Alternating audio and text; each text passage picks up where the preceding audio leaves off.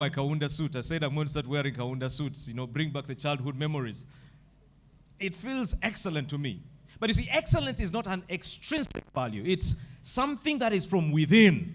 And it's about you deciding you want to be excellent, you want to be an amazing individual, and that's what the marketplace desires. So, what is it about excellence? There are some things you're going to have to tap into to become an excellent student, to make yourself excellent in the marketplace. Number one, never stop improving yourself. Never stop improving yourself, never stop learning. People have been talking about Professor Mugenga. He has taught in Harvard, in Canada. The man is still studying. So if he's still studying, who are you to say you've stopped? So never stop improving yourself. Number two, always give 150%. Sheba is a performer. I believe when she goes out to perform, if she went and gave 80% or 50%, there's someone who says, Sheba teach kubye. So what Sheba has to do for her to stay memorable and to be desired by the people that love her, we who love her, she has to give 150%. So what are you doing to do that 150%? And number three, never compare yourselves with anyone else. Never, ever compare yourselves with anyone else. We are in this race of life alone. Alone. You are unique, you are beautiful, you are valued, you are amazing, just as you are. When you compare yourself with someone else, you are lying to yourself. Always compare yourself with yourself and try to say that you'll be the best version of yourself today or the next day and the next day. Simple. Never compare yourself with other people. Number four rather, be consistent. Be consistent. When you value quality, when you say you are about quality, be consistent. Don't come in today lukewarm. Don't come in today funny. And again, Sheba, you know that. Be consistent. When you're performing, be consistent. Let people know you for your consistency. Let them get tired about your consistency, but be consistent. And number five, show genuine respect for others. In a university like this where you have diverse backgrounds, genuine respect for others. Humility will take you far. Humility will open doors you have never ever known. It will make you sit on tables you never ever thought you would sit on. Humility. I was watching a documentary of Kipchoge. You can check it out on Netflix. Crazy guy. He's really done extraordinary thing, going against the norms of reality, running less than 2 hours, 42 kilometers, and yet he stays humble. His humility is something that you can never underestimate. So, show genuine respect for others. And finally, possess ethics and integrity. We don't teach that in university. But please, I can't mention the number of scandals you all know in our country, but please, ethics and integrity will take you far. And finally, like I always say, you have greatness in you. You have amazing attributes in you. Never settle for average. Never settle for average. Never ever agree to sustain yourself in a mediocre situation. Never. So develop a commitment to excellence. Be the best that you can be. And remember, you have to do it yourself. No one will do it for you. So I thank you very much. And I thank you very much, Victoria University, for this great honor. 10 minutes. I hope I have utilized that very well. And I hope that in those 10 minutes, there's some nuggets that you can pick out. And just remember that if there's anything you can remember, humility will take you far. And lastly, character will keep you where your IQ will never keep you. Character will keep you where your IQ will never keep you. Thank you very much. Ladies and gentlemen, a round of applause for Tony. I've known Tony for quite some time. Tony is not just a CEO, but he's just a CEO for another level. If you found Tony on a weekend, not this day, you would presume he's a university student in year 2. Tony is a lifeist, but as well as a good CEO. Ladies and gentlemen, a round of applause for Tony one more time.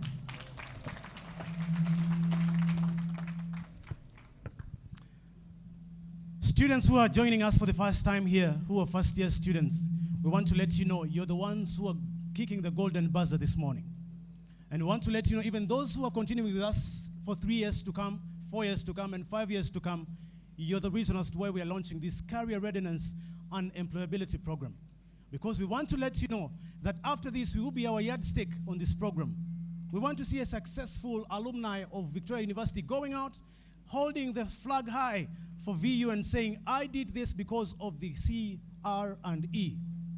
Ladies and gentlemen, I've known this gentleman for a decade now. He's a career development specialist and consultant, as well as a specialist in human resource. His expertise runs through lifestyle, education, and career. He told me something different, Professor.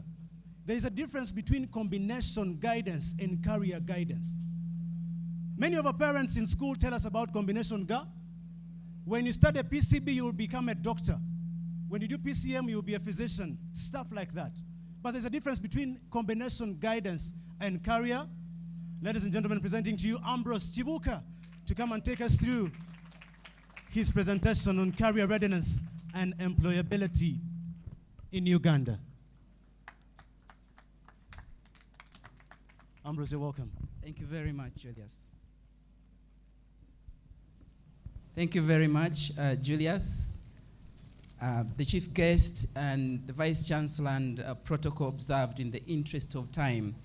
I'm very honored to be part of this historic event today at Victoria University. I've been introduced. Ambrose Chibuka Mochibi is my name. I'm an educationist, a passionate educationist, been in higher education for 22 years. A little stint at secondary education because of a secondary school that I established in my community soon after graduating from university, Makerere University in 1997. I went back to my village in Mukono district and established a community secondary school, which is now the only government secondary school in that sub-county called Impata in Mukono district. We surrendered it to government. And I feel very elated today. Why? Because the issues being talked about here are issues that have been at the center of my heart since 1998, when I ventured out to go into career guidance and mentoring, reaching out on a voluntary basis in secondary schools and in universities and other tertiary institutions. I remember in 2000 when I published my first book, Remaking the Youth. 1 month after launching it at Hotel Africana, I received an invitation to Cambridge University to make a presentation about it, because I was talking about the things we are talking about today and what is the missing link in our education. The bad news is I never got that much attention in Uganda as I got elsewhere. In 2010, I got an invitation to Italy to do a series of trainings for educators and young people.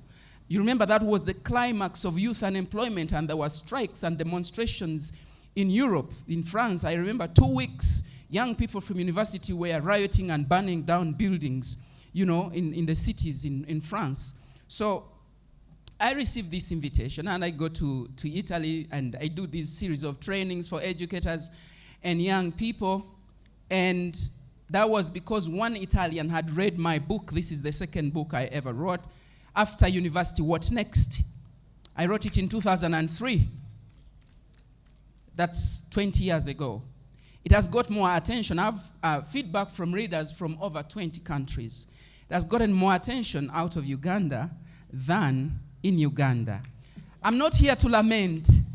I'm very happy that Victoria University is finally leading the way to what we should be doing and what we ought to have done and what we must do if we want to transform this country to become, in reality, the true Pearl of Africa, as Winston Churchill did call it. Now, time is not my favorite ally. I want to read for you something that I read last night. I was reviewing some of the works I've done, and I came across, because of a proposal I'm writing for a certain assignment, I came across a program I designed very similar to this in 2006 for graduates of Makerere University under the Female Scholarship Initiative, 2006. And in that program, I did quote the IBM report on Global Human Capital Survey, 2005.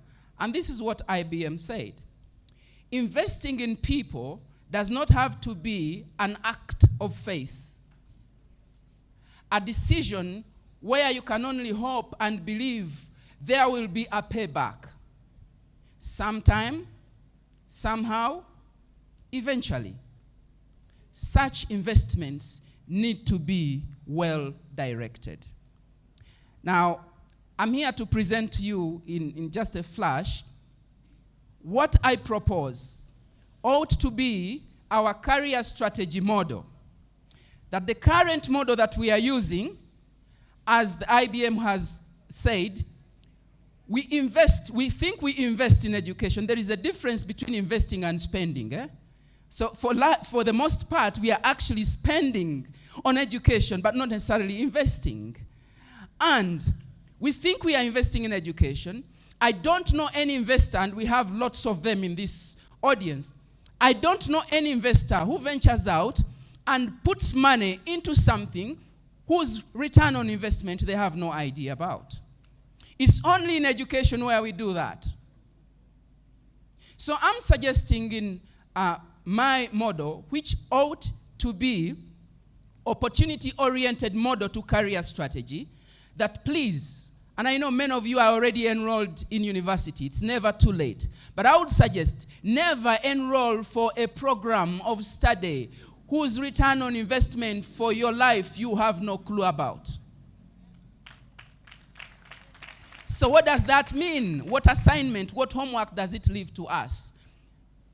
I suggest that before people apply for programs, there should be an arrangement that enables them to explore the economy and understand what is happening in agriculture, what's happening in transport, where could the opportunities for me be, where are my abilities, what is it that I can grab within this entire value chain, for example, of transport, of agriculture, of health, of ICT, of whatever. So the first thing is to explore. Now, universities should have this program, that before people even apply, there should be an arrangement that helps them explore and understand the economy inside out, because then I will go and enroll for a program which addresses my specific opportunity. And I see I have a few seconds left. And that means that there should be an arrangement. And I'm glad when you read NDP 3, the National Development Plan 3, somewhere, I think it's on page 74, something like that, I remember. It says that government now has a policy, they haven't implemented it yet. No one will cross from secondary school to tertiary education, university or otherwise, without having spent a year studying a vocational program. Yes. Because real life is about production skills. Academics are important, that's true. But real life, if you look around this room, all the things we are using here, to produce them and to assemble this room here, it is vocational skills. It is production skills. I wish I had more time. My time is up. And I want to congratulate Victoria University. The things you are saying, the things you are doing resonate.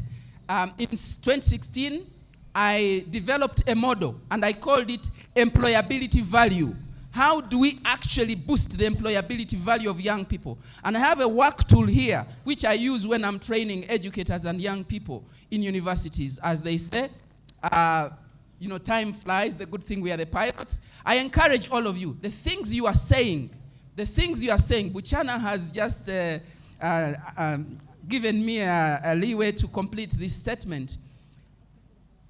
All the things we are saying here, so far what I have heard, I've had the privilege to be inspired to address them in this book.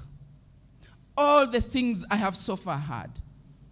And this is what the New Vision wrote when they reviewed my book first time in 2004. This is what they said. They said, it does not matter at what stage of your life you read this book. It will still be relevant. It will tickle your mind and make you think about the choices you make in your life. It will energize your thinking and make you see opportunities where you previously saw darkness. I'm very glad that this book is now amidst. You can find it in the leading stores, Aristoc, and all over the place. Do yourself a favor as a student. All the people, the young people I have mentored, over the 23 years I have been doing this, I get amazing feedback because this model that Victoria is introducing to us, you can't go wrong with it. It is the way. It is the way. And I'm associated with a number of universities. I sit at governance level in this region, and also I do consulting for universities. I train people who teach in universities and managers in universities. So I'm associated with a number of universities. But I want to stand here and mention this without fear or favor, that all the universities, and I've mentioned it, the other time I was at Nkumba, I remember I mentioned it, the other time at Serena I mentioned it, that let's be humble enough. It's called intellectual humility. Universities in Uganda, I have interacted with Professor Mganga. He's a humble man. He's hungry to share. Let's learn from Victoria University and make higher education in this country competitive and make it work for all of us in this country. Let's put, ego aside and learn from Victoria University. Thank you very much, Professor Mganga. You have written for us a fantastic book, Authentic Learning. It's a book that I implore all people in higher education. We have to read that book because that's the way if we want to redeem this country. I thank you very much. For God and my country I speak. Ladies and gentlemen, let's give a very big applause to Ambrose, Mr. Ambrose Chibuka. Now, Ambrose authored one of the books that you should read about. I've read about 2 editions of this book. What next? After university, what's next? This is the 3rd edition. He's written close to 7 books. He's a great author. One of the books was bought by Harvard. Was it Harvard? Cambridge, yes. One of his great publications was purchased by Cambridge University. And just to let you know that our first book written by Professor Lawrence Muganga, Can Fish Climb a Tree? You can't make a fish climb a tree. You people, you have a professor, eh? What an insightful title. It was bought by Harvard. Yes, Harvard University. All right, ladies and gentlemen, there is a difference between a brand and a logo. In marketing, when you have a brand, you have so much to do on your logo. When people see the logo or the emblem of Victoria University, they will know that is Victoria. They will know that is V. When you see the emblem of Uganda, you all know that is Uganda as a car. And Stanbic Bank and all those, isn't it? Otoa is looking at me and saying, why don't you speak about Stanbic Bank? When you see that emblem with a badge in it or a flag, you will know that is Stanbic Bank. We want to let you know that Grace Nafuna is here, a brand strategist with a lot of experience. We brought her up to get us into the business of being a brand as a person in career and employability world. Grace, you're welcome. All protocol observed. Good morning. My name is Grace Nafuna, and I'm a professional marketer, business and brand strategist. So I have a background. I have an MBA in finance. I have a bachelor's degree in development studies. I have a micromasters in digital marketing from Curtin University, that's in Australia. And I'm also a chartered marketer with a postgraduate diploma in digital marketing. So I'm giving you this background to kind of give you a picture that, yes, we have done the education part, but then what next, yeah? And this is where personal branding comes in. Personal branding, for me, I chose it as a niche because as a person, I have so much to offer. But oftentimes you find that if the people around you do not know that, then you are challenged already, yeah? So personal branding, what is personal branding? It's made up of two words, which is personal and branding. So there's an element of who you are as a person, and then there's an element of how your audience perceives you. So it's not enough to have a first-class degree.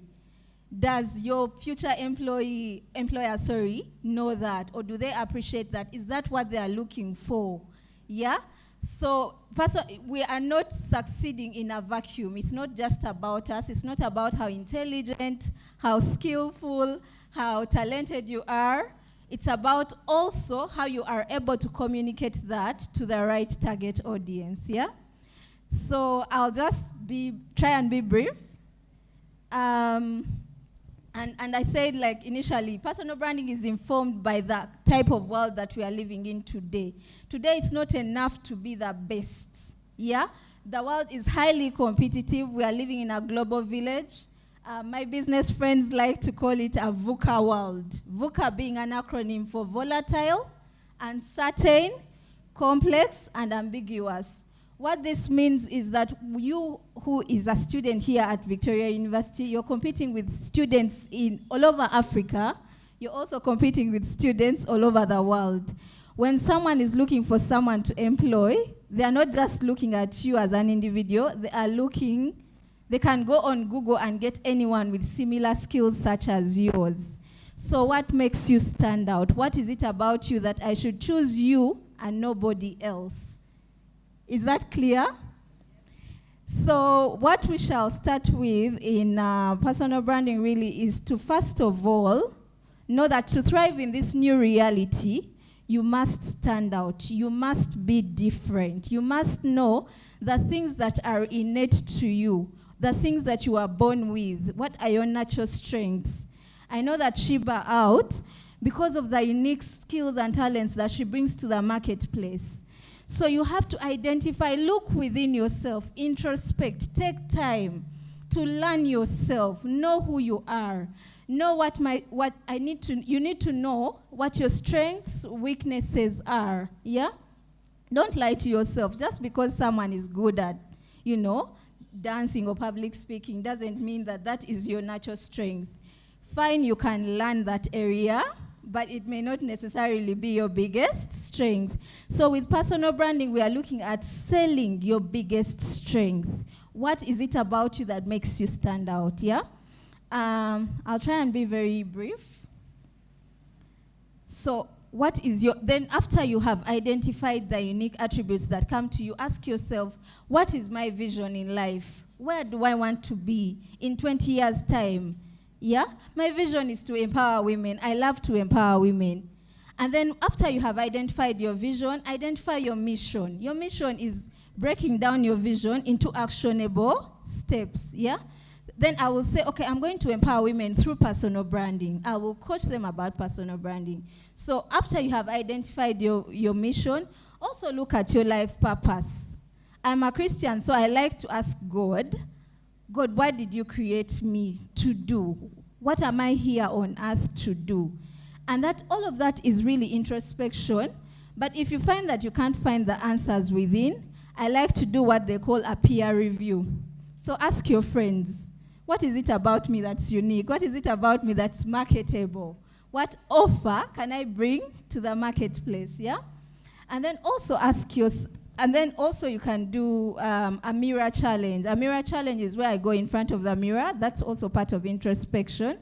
I go in front of the mirror and look at myself and say, what is it about me that is unique, that is outstanding, that differentiates me from so and so and so, yeah? So just like any other product, or just like Stanbic Bank and Absa, you know that Stanbic Bank has unique attributes about it, yeah? And there's a reason why I will go to Stanbic and not Absa, because Stanbic has made it clear in its branding the things that it has to offer, yeah? I don't know if we are together. Okay. All right, so I've talked about clarity, which is your vision, your mission, your life purpose, knowing what makes you stand out in the marketplace. Then credibility is what's your unique selling point. Again, it goes back to identifying who you are, your strengths and weaknesses, I'll be brief. My time is up. Okay. And then it's also very important as brands or as personal brands, we don't exist in a vacuum. We are here to serve. So you have to know who your customer is. And your customer, oftentimes as students looking to enter the employment world, is the employer. Yeah? So you need to know what are employers looking for nowadays. Are they looking for ethics and integrity, all those elements, and incorporate them into your person, yeah? And then ask yourself, what is my niche? What area? For example, I can do a lot of things. I can do finance, I can do marketing, but even within marketing, I'm into personal branding. So you have to find your niche within a niche. Have that one thing that makes people search for you from all the students of Victoria University, yeah? Okay. I am just trying to rush. Yeah, and then also it's very important to communicate your value. It's not enough to be the best at what you do. And a lot, even in the corporate world, there are a lot of hardworking, intelligent, skillful women, but they're never promoted. When it comes to getting opportunities, they're always overlooked, yeah? So it's very important that you go on when you go on social media, communicate what you can do for society, really, for your community. I help, women build visibility, become thought leaders, and I make sure that is clearly communicated on my LinkedIn. Shamim knows that I'm always making noise on LinkedIn. Yeah, so I'm always talking about the things that I can do. And it goes back to what Tony was saying, consistency, yeah? Talk about the things that you can do. What problems can you solve? Make sure that all your social media platforms can communicate that. Because when employers are looking for people to work for them, they will go to Google first. HR people will tell you that nowadays it's not your CV. They Google you first, yeah? So who are you on Google? When I look for you on Google, who are you? What makes you stand out, yeah? It's not enough to have, a detailed CV. Make sure that there's something in your CV that communicates to solving a problem. I will stop there. My time's up, but it's been nice. It's been nice talking to you. Ladies and gentlemen, a round of applause for Grace Nafuna. One more time for Grace Nafuna, ladies and gentlemen. Grace, I would like to let you know that I also follow you on LinkedIn. How many on LinkedIn here? I tell my communication class that LinkedIn is a real deal. How many confirm that I tell you that in class? My communication skills class? If you don't put up your hand, I have you on coursework, eh? Stop embarrassing me before my bosses. Yeah? How can I ask a question and you don't put up your hand? And we have a lecture at 2 p.m. at Market Plaza, 604. All right, ladies and gentlemen, the career employability and readiness is one that everybody, the hashtag is CRE on Twitter. How many on Twitter and have made a tweet about it? Just put up your hand. My class knows I normally give out some money. You've made a tweet about it? How many tweets have we so far made? CRE on Twitter at Victoria. That's the hashtag we're using right now. Ladies and gentlemen, you've known this gentleman for quite some time. He's been a father figure in someone's life, and that someone has been so much controversial to very many people about the way she does her things. Yeah? This gentleman has been with this person for quite so many years. And when I look up to him, I don't look up to him according to how people see him. I look up to him about what he says. Ladies and gentlemen, he spoke so much about relationship, but tonight we're calling him on just to advise you, isn't it? Ladies and gentlemen, allow me welcome Frank Gashumba to come and give us a speech about what he thinks about career readiness and employability program. And there he comes in time. He's the father to Sheila Gashumba. And when you touch Sheila, you've touched him. He has no kind words for you. Ladies and gentlemen, Frank Gashumba for you. You guys have no AC here. What's happening?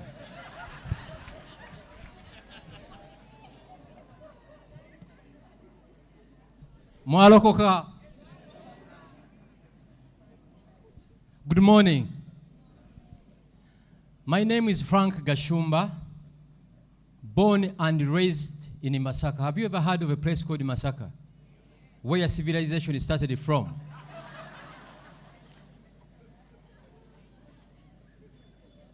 I don't see cameras here. What's happening? Anyway, I'm grateful to Victoria University, the Vice Chancellor, Dr. Muganga. Muganga is a PhD holder, right? He has books, I have money. That's where the difference is.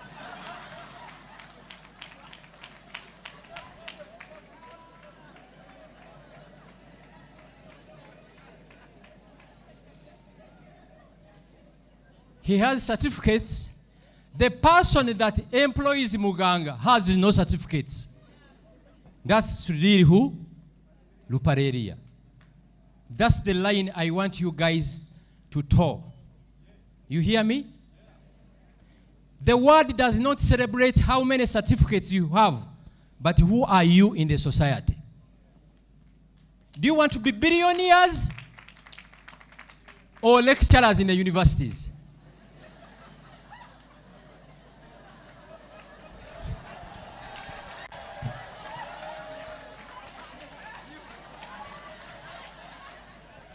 Leave me.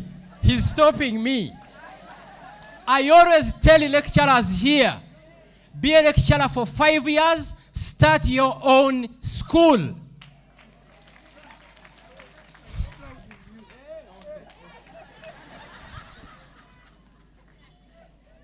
I've not met a billionaire who is a salary earner. No one. Every billionaire that I've interacted with, they are entrepreneurs, right? So where do you belong? Where? Okay. Hey, Shiba was here. Hello, I'm standing with a celebrity. Now, let's get serious. I know you guys hail from different backgrounds, right? Never allow your history to determine your future. Because you hail from a poor background, that does not qualify you to be a poor person in the society. Nobody can change his history or her history, but we have the opportunity to design our destiny. Muganga, I've known Muganga, I think, since, which year? 1941, 1952. I'm kidding, you know. I think 1999. As a younger boy in Mackay University. And I remember sometimes we'd even fight to have a meal. But the Muganga then, he's now a vice chancellor of a university. So if Muganga can be a vice chancellor here, you too can be a vice chancellor of Harvard University, of Oxford University. That can only happen if you're focused, if you believe in yourself. And not looking at short-term goals. We have a dead generation in Uganda where people think that you must achieve it the next day. It's impossible. Another person I respect so much in Uganda is Sir Gordon Wavamuno. Have you guys ever heard of a guy called Wavamuno? He's a certified billionaire. You know there are 2 billionaires in Uganda. There are those that have been made by this regime. The day this regime crumbles, they will go. And they are certified billionaires that have had money for years. That's Sir Gordon Wavamuno. He tells me that make little margins as long as they count. That's what I'm trying to tell you guys. Don't rush things. Shiba here. Stand Shiba. Shiba here. I remember having lunch with the Shiba in Kafunda, opposite La Bonita. You know La Bonita?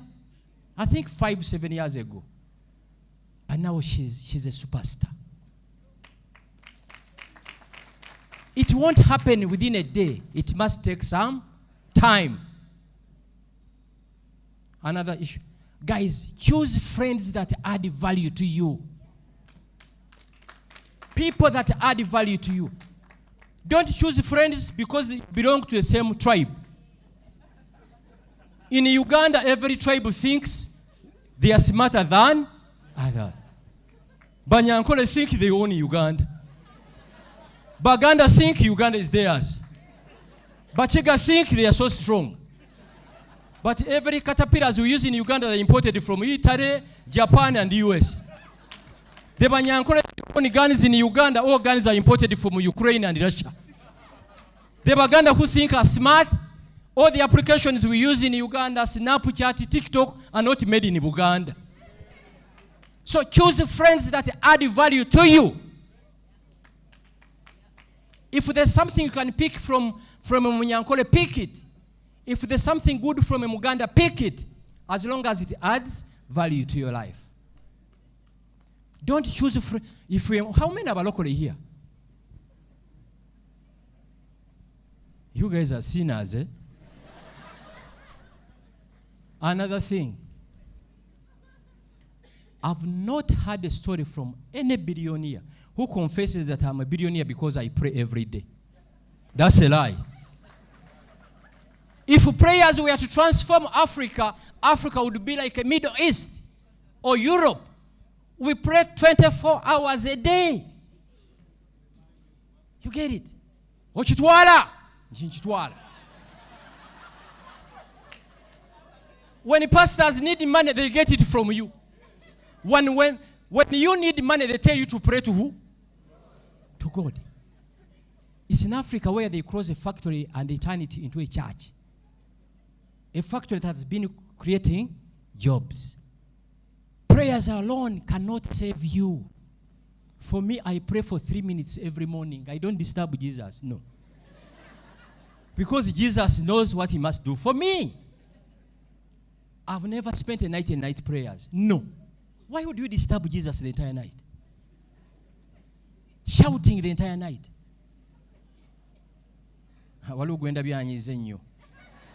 But these are facts. Let's do things. We should combine hard work and prayers. Are we together? The moment you do that, the people respect on this planet. Which church does Sudiri go to? When do you last see Sudiri in a church? Museveni goes to church when there is a wedding. And the man has ruled us for 37 what? Yes. I know a friend who is very religious here is looking at me like nothing. Let me conclude. How many minutes? I have like 2 or 3? I'm done? No. You cannot make Gashumba leave my Mugola at home and give me 3 minutes. I'm giving another 5 minutes to me. Finally, I can see senior police officers here. My friends from the academia, successful businessmen and women. Mr. Golo, I think he's human resource, Uganda Police. Has he spoken already? Not yet. When you see him with these badges here, ranks, don't think it happened within a day. It's a process. There is a new generation in Uganda that wants to achieve everything within an hour. Another thing, social media is a scam. Social media is a scam. Don't believe each and everything you see on the social media. You young girls, when you see young girls on Instagram, on TikTok, on Twitter, you think they are living a life of the Beyoncés. They are impersonating. So don't lose focus because your OG, she lives a good life on social media. They pose in hotels. And you young girls, stop using filters. Stop using them. Hey, no, I didn't know she was here. You know I'm a freelancer. I'm not married. When I see a pretty young woman on social media, I vibe her. Yes. Mpasegwe. No. I have to push it so that I meet this person. There's one I vibed for 4 months. She was like a Beyonce. I thought I was dating Beyonce on the social media. Then we agreed to meet over lunch. My God, it was a disaster. So you young girls here, work on yourselves. Because one day I'm going to meet you in person. Kamalize, Julius, let me finish. Looking good. It's very important for you young girls to look good. Because I have an obligation and a duty to stop and give you a ride if you look good. If you don't look good, I will call counter-terrorism police officers. You hear me? Every time you get out of your house, dress as if you are going to meet your ex. Because you don't know this person you are going to meet. Another thing, if we are Muslim, belong to all associations around your mosque. If we are Catholic, when you go to church every Sunday, don't simply leave the church and go. Belong to that church so that they get to know you. 67% global jobs are not advertised. It's networks. Whom do you know? You walk into a church, you pray, hallelujah, hallelujah, you walk around and go. Tell your pastor, tell your reverend who you are. In case there is an opening, they will be knowing whom they are going to hire. Finally, useless WhatsApp groups. You belong to 100 useless WhatsApp groups. Every story, Chameleon is fighting with Bobby Wine. It's you who shares it. How can you belong to 100 WhatsApp groups and you have no job? Mumpulia, are we together? Belong to 5 useful WhatsApp groups. That's where jobs are. How many of you are married here?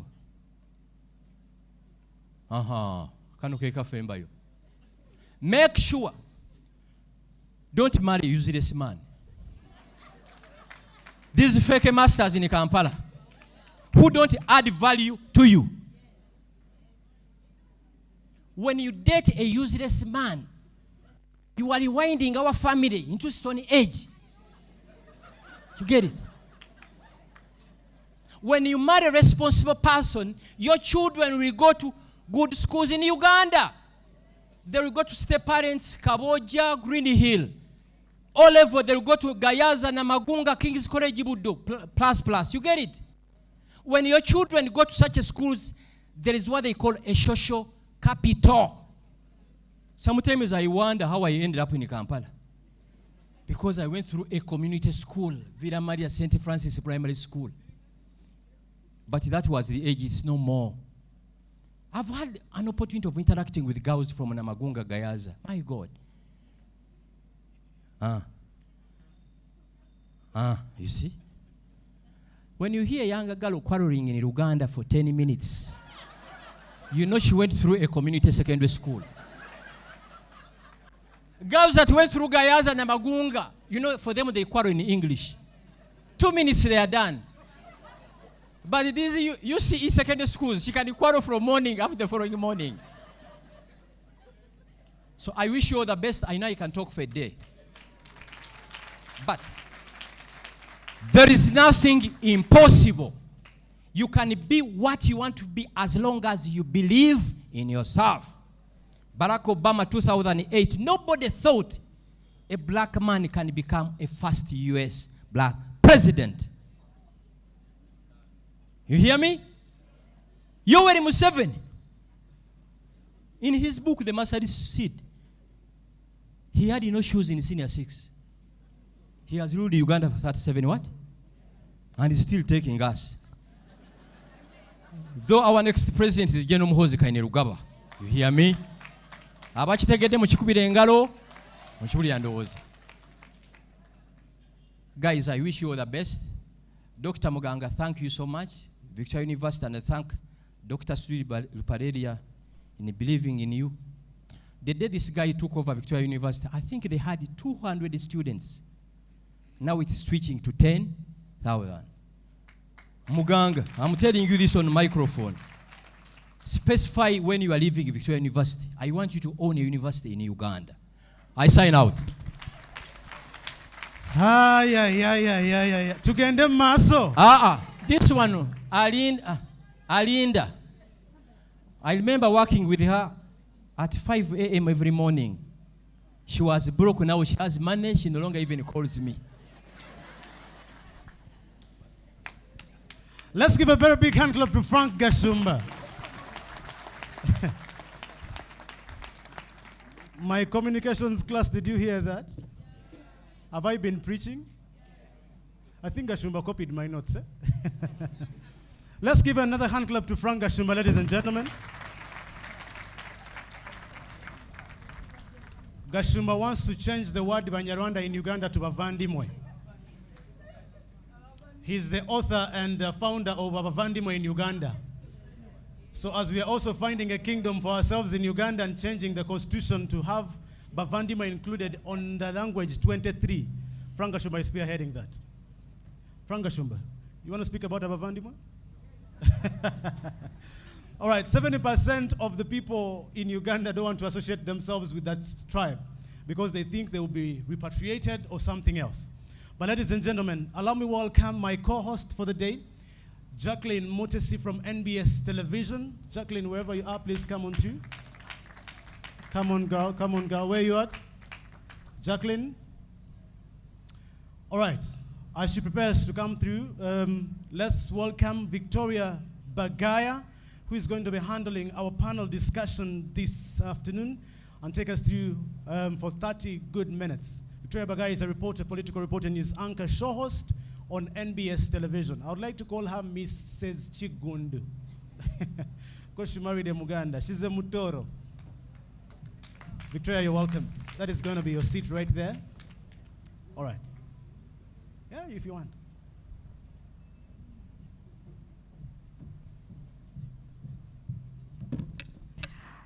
How is everybody doing? Are we okay? I would love to introduce myself again. Victoria Bagaya Chigunde is my name. Okay. So, I'm a news anchor. I'll introduce myself this way. One, I'm a farmer. Agriculture, I feel it, I love it. When I think about it, I smile. Coffee, cocoa, forestry, you have me. That one is a relationship me and it made on my own. Then came journalism. Woke up one day, met Humphrey. I told him, I can do better than the person you work with. He said, come and try. I took the job. That's how I became the journalist. Then came my profession, industrial psychology. That one I even hide. I have never used the degree. And that is why we're here today. Career readiness and employability. I will not say much. Victoria, again, is my name. Allow me to introduce my panelists so that we can kickstart this conversation. Let me just get my notes ready. This one doesn't need no introduction. Yes, doesn't need no introduction. The Vice Chancellor of Victoria University, do you want me to introduce his name? Yes, Professor Lawrence Muganga. Come and join us. There is a gentleman, Simon Kasiate, a communication strategist. I Googled him last week. We had a mini conversation on Twitter. Now we are friends again. Simon Kasate is a Deputy Director, Public and Corporate Affairs at the Kampala Capital City Authority, KCCA. A round of applause for him. Harriet Nabakoza Musoke, Human Capital Expert. I tried to Google this so I can understand it. When we say human capital expert, what do we mean? And I believe she'll be able to tell us more. So, Harriet, please come and join us. A round of applause for her. There's an organization, you know how hard it is to get into the UN? For those who are searching for jobs. Very, very, very hard, my friend. We have tried, applied, did everything, never gotten a call back. Okay. So, a nutrition and public health consultant advising nutrition for USAID. Do you know what that means? Ladies and gentlemen, Gloria Nabasa, round of applause. I spared my favorite for the last. Favorite because we're all farmers. We all love coffee. Ladies and gentlemen, if you've been on Twitter, you know Jacqueline Arinda. She wakes up every day and says, I want coffee. I have drunk coffee. Have you seen Janda Coffee?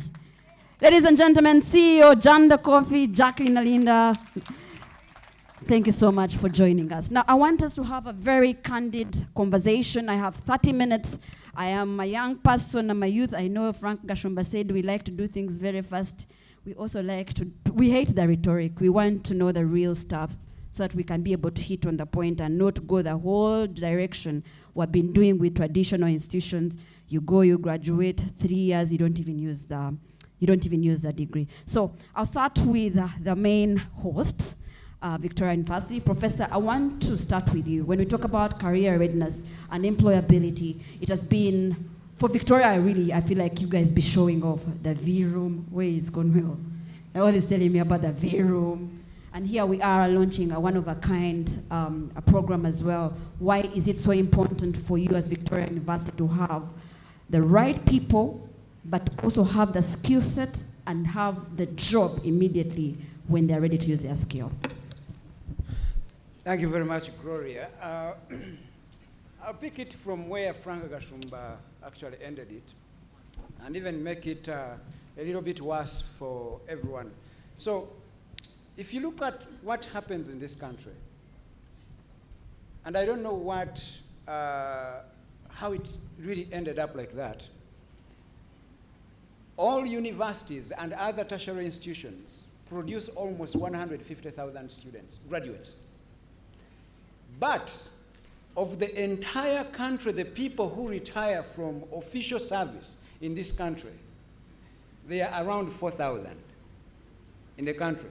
So that means every person you see retire, there is almost 40 people, graduates, waiting for that position. And these people don't even retire. They switch into consultancy and temporary contracts.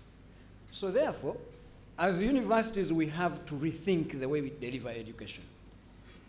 That means we have to craft, to nurture, to create a graduate who not only thinks of simply roaming around looking for a job, but rather be the makers of jobs, the innovators, the creators. And even when they are looking for jobs, they are the first people any employer will look at them and say, this is the person who is going to add value to this organization. If I've been making $10 million, having this person on board allows me to make another 10.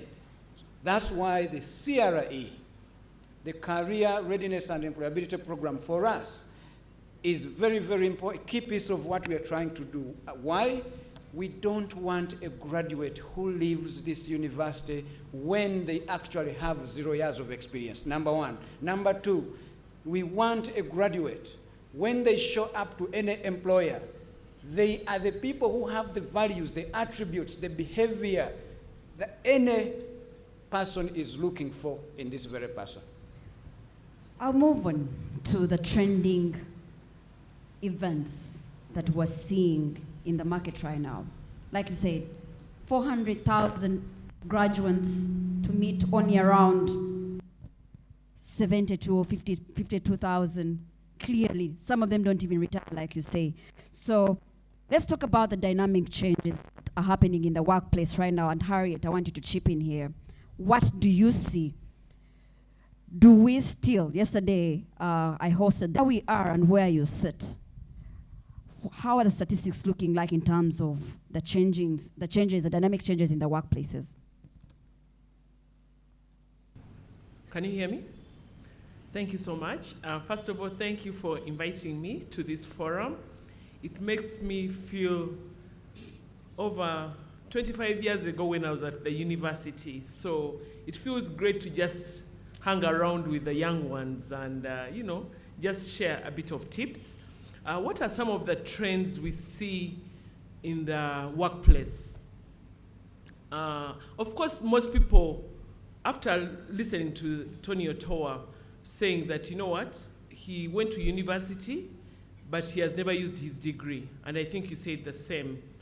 Some of the students, when they leave the university, they really feel that, they will come to the employer's office and present their CV. But then when you are to ask them, what's on your CV, they can't really explain what's in their CV. So when I sit on the recruitment table, I always want to ask a question to the person looking for a job. And I say, tell us about yourself. Most people think when you tell them, tell us about yourself, they start, I went to Chanamkaka Primary School, Villa Maria Secondary, University, Harvard. That's not what we're looking for. We want to see, what are you bringing to the table?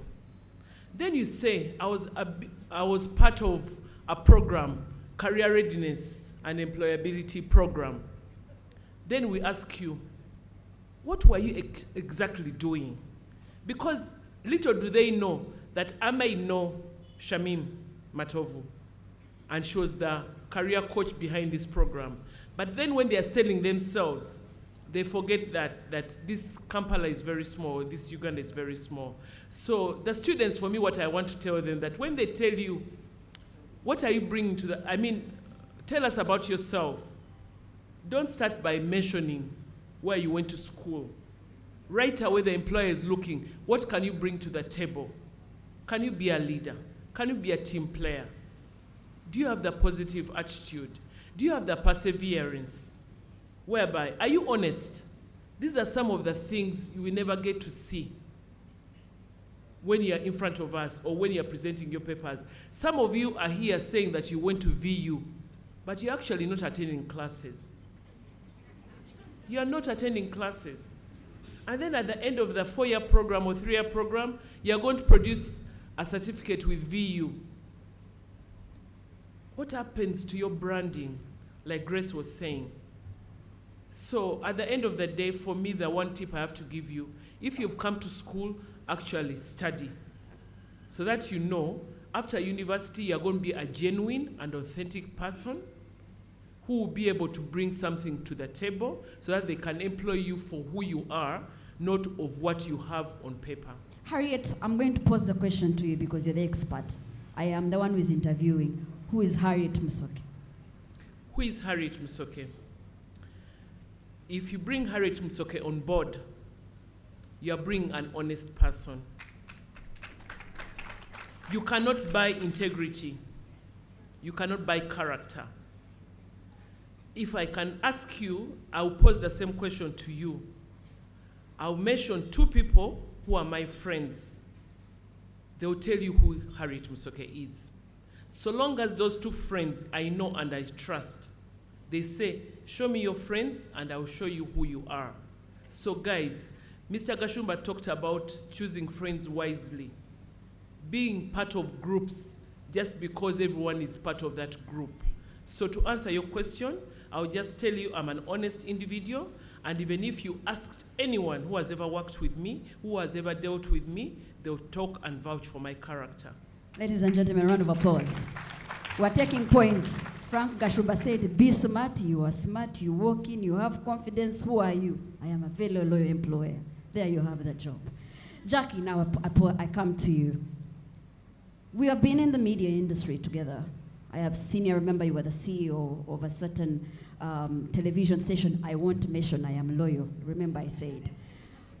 You built your own company from ground up to where we are now, it being a household name.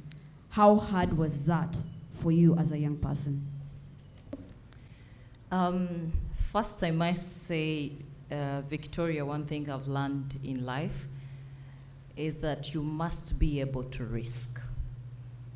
Now, to add on Ottawa and others, I'm also a person that has not used their degree.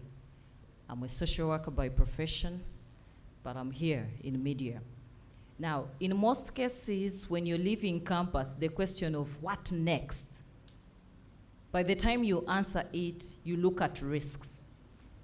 Now, for boys, they're like, I can't go home. Ladies, maybe you think you're going to get married, and then you turn 30 like me, and you're still single. So you thought rent was going to be paid by your husband, but guess what? You have to pay rent. You have to take care of yourself. So it's a risk, and I'll tell you, success is way harder than failure, because failing is simple. I can sleep and become a failure. So you do not expect more wins than failures.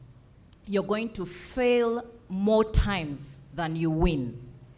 And the moment you prepare yourself for that, you will be able to start a company. When I was starting a company, I was coming from a CEO level. I had a salary, I had health benefits, all the benefits of a CEO. You don't pay fuel, you don't pay airtime, you don't pay anything, your rent is paid, and boom, now you're an entrepreneur and everyone looks at you. Now, to some of you, you ask yourself, how am I going to start a business? And then which kind of business? Now, in Africa, they were trying to fight, illiteracy. And then along the way, they opened up many schools. They told all of us to go to school. But what they didn't do is to prepare jobs for you after school.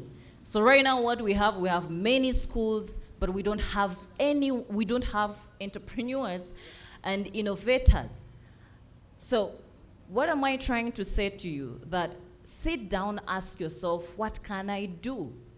You have social media. They've told you have social media, and it's what I did. When I started Jada Coffee, it was strictly an online business because I knew URA would not come after me. I knew KCC would not come for rent tax. So I knew that with social media, I can market my product. And to some of you, like Ottawa said, you're always there for violence. Me, I chose social media to market my product. And if your friends do not want to support you, and here's the support I'm talking about, tweeting or sharing your business. You realize on social media when you post sense, you get few views and likes. But talk about Bob Wine and the president, Yoweri, and it will go viral. But when you say, here is my product, you get 0 retweets or even people don't share. So have friends who are proud of your product, but also have friends who know what you do. Now, to some of you, your characters, your kind of behavior, you cannot live in a single room. You're at campus, but everyone says, I cannot stay with that person. But yet when you're starting a business, you have to leverage on your circles. What are your relatives saying about you? What are your friends saying about you? And I know they say, don't care about what people say, but sometimes people describe who you are because they do not come to you for feedback. So they will keep on saying, this person is like this. And when you leverage on your circles, starting a business will be easy. I was with Frank Geshumba, and I can tell you Frank Geshumba was one of the people that posted my business, and in a day I got like 50 kind of orders, Why? And I didn't pay him. But he posted my business. Now that's what happens when you have circles that can support your business and are there to support you. But if you're arrogant, if you're rude, if you don't have someone to stay with, imagine an apartment that is for 800. If you're 4 people, you can live in there. But because your character, you can't live with the people, you find Kampala, it is hard for you to afford rent.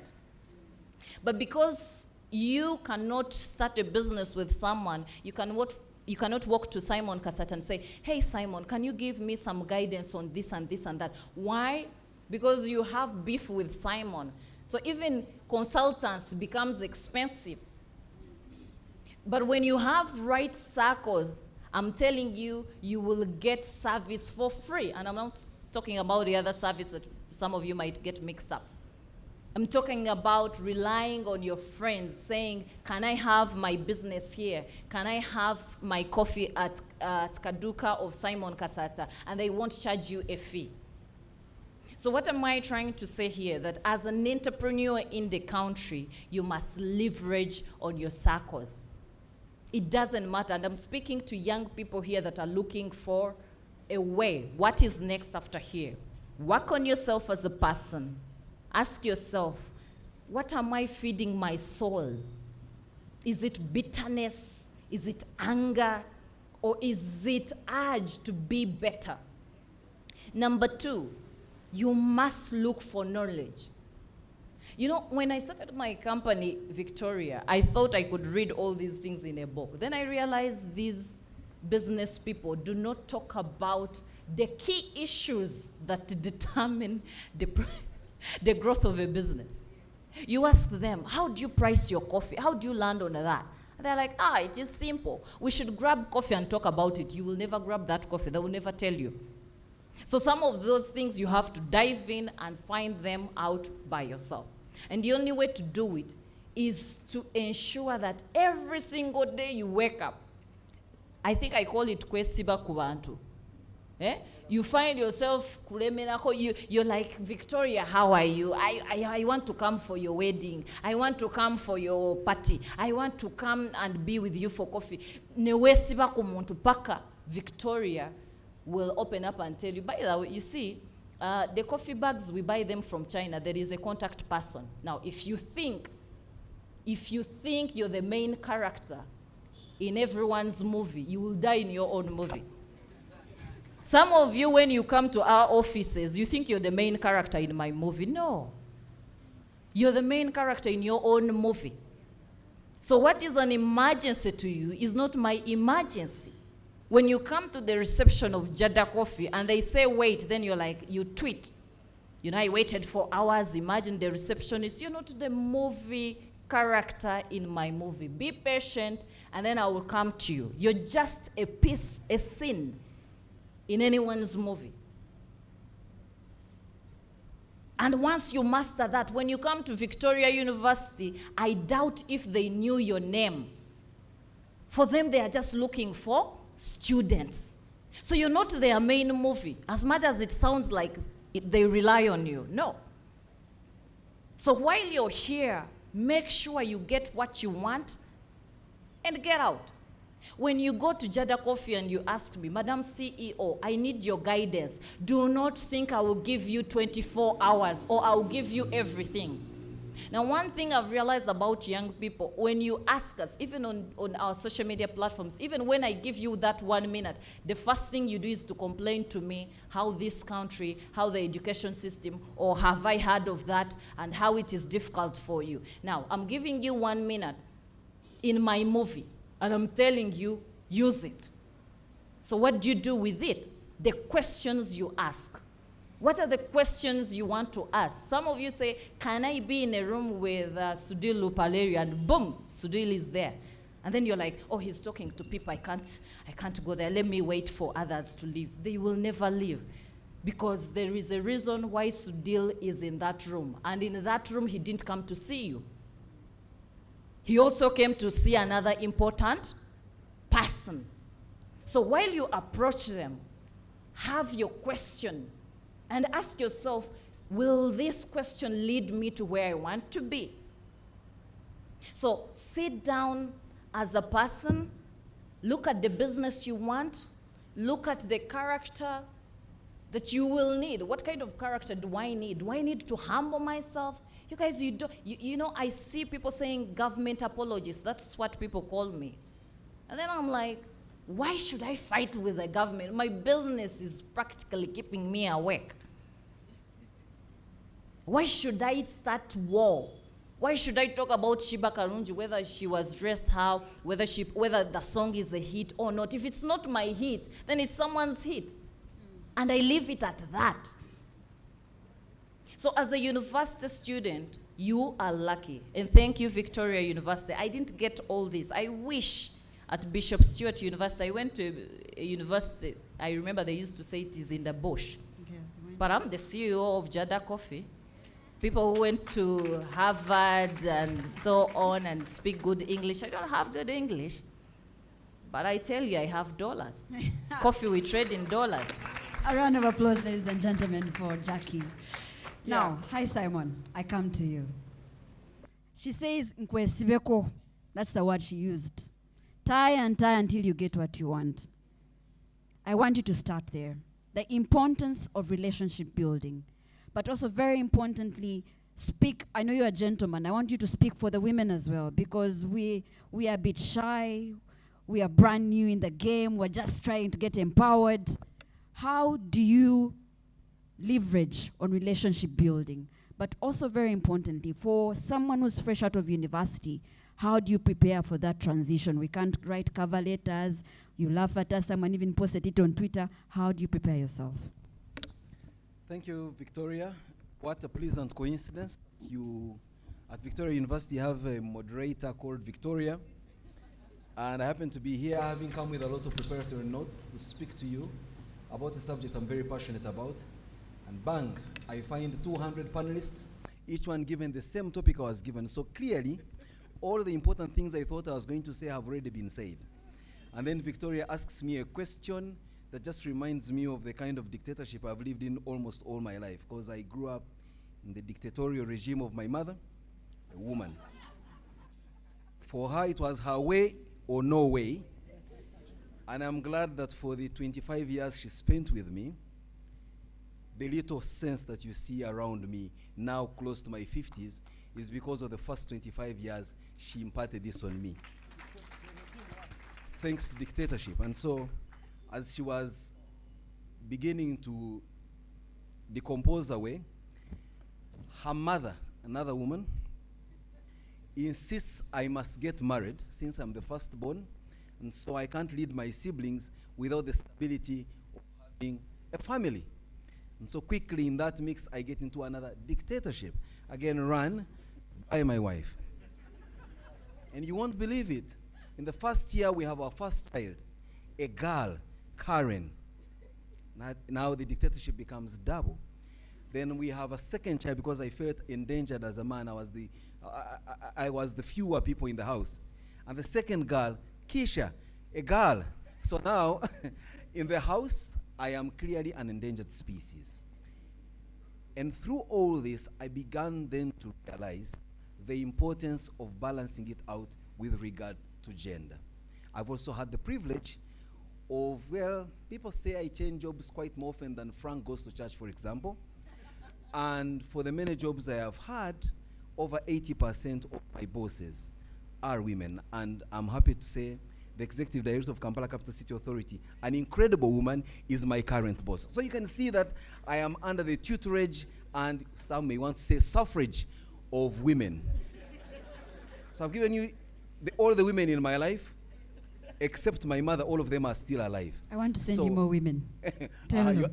And then Victoria comes and makes life difficult for me at a panel, another lady. But that for me is really the side show.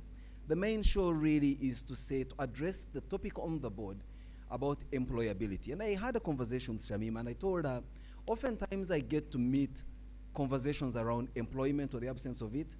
And I, for one, have never believed in the word unemployment. No way. This country has more jobs than we can satisfy. We are just simply unemployable. And I'll give you reasons as to why.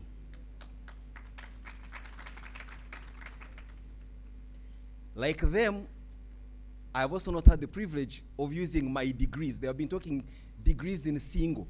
I have 3 from one university. An honors, a master's, and an MBA. None of them is in journalism. Yet, that's all I have done for the last 25 years. So the degrees complement me.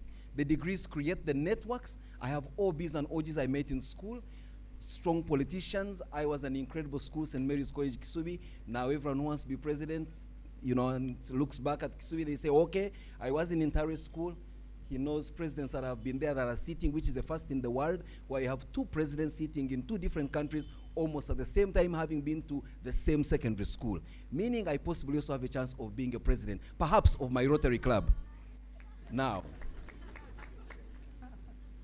unemployability comes in the sense that I finished my Form 6 examinations on a Wednesday, and on Monday, I had a job. And since that Monday, 23 years ago, I, Simon, have never been without a job. If anything, I'm always toying with 2 or 3 jobs, and people ask me, but how do you manage to moderate a radio talk show, be on TV, and run a corporate job 8 to 5, and run a family of 5 children? And a lot more other things that I do. Why? Because I am so afraid of the day I have no job. It freaks me out not to have a job. And for the longest time, Frank will tell you, I always told him, me, I am not an entrepreneur. I'm a born employee. Give me anything, I will do it for you. I will work for you like a slave. Me, I am a happy employee who is not a billionaire, and I am happy in that skin until COVID came. And I ventured out into entrepreneurship. And that's when Akaduka was born, that Jackie has been talking about. On my neighborhood, I always went to my neighborhood in Mbuya to sleep and wake up. That's all I did at my house. Sleep, wake up, leave. I didn't appreciate my neighborhood and the dynamics around it until they locked us all in and closed supermarkets, and now we are back to our faculties. Me facing my dictators, remember them? And my house and my unfriendly neighborhood because they did not know me. You know, I walk out and you're walking on this and someone says, hey, Oyoku TV abera kuchalo chino? Because they've never seen you. And then I ventured to make a little neighborhood shop that I called Akaduka because I was frustrated. For the longest time I've been shopping in the supermarket. So here I was appearing at a neighborhood shop with burglar proof, and then you have to point out, Kakajiri Takari! Yet in supermarkets you walk and pick what you want from the aisles.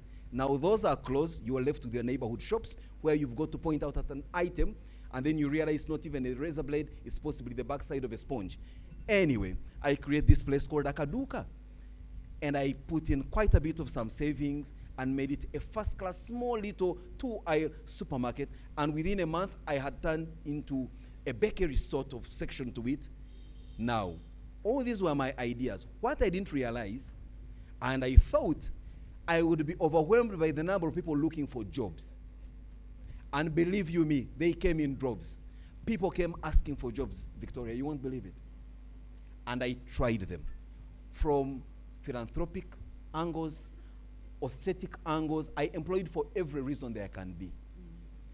It's now 3 years, and I'm happy to inform you, nothing has confirmed to me the notion that we Ugandans, especially young people, are such a bunch of unemployable people, and yet we spend a lot of time complaining that there is no employment.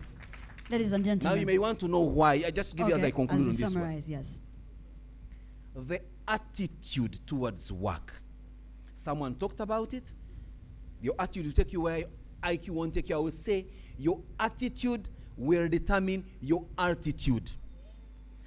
As an entrepreneur, I have seen people walk in and the first thing they're asking you about is huge sums of money. And you say, fine, I'll give you that money and more. But what do you bring on the table? And the next day is when their parents fall sick. The next day is when they have a headache and they can't come to work. When you tell them 6:30 in the morning, 6:30 in the morning, but it will rain and they will not come in. They give 110 reasons. I tell my employees, I have a more comfortable bed than yours and your father's bed combined.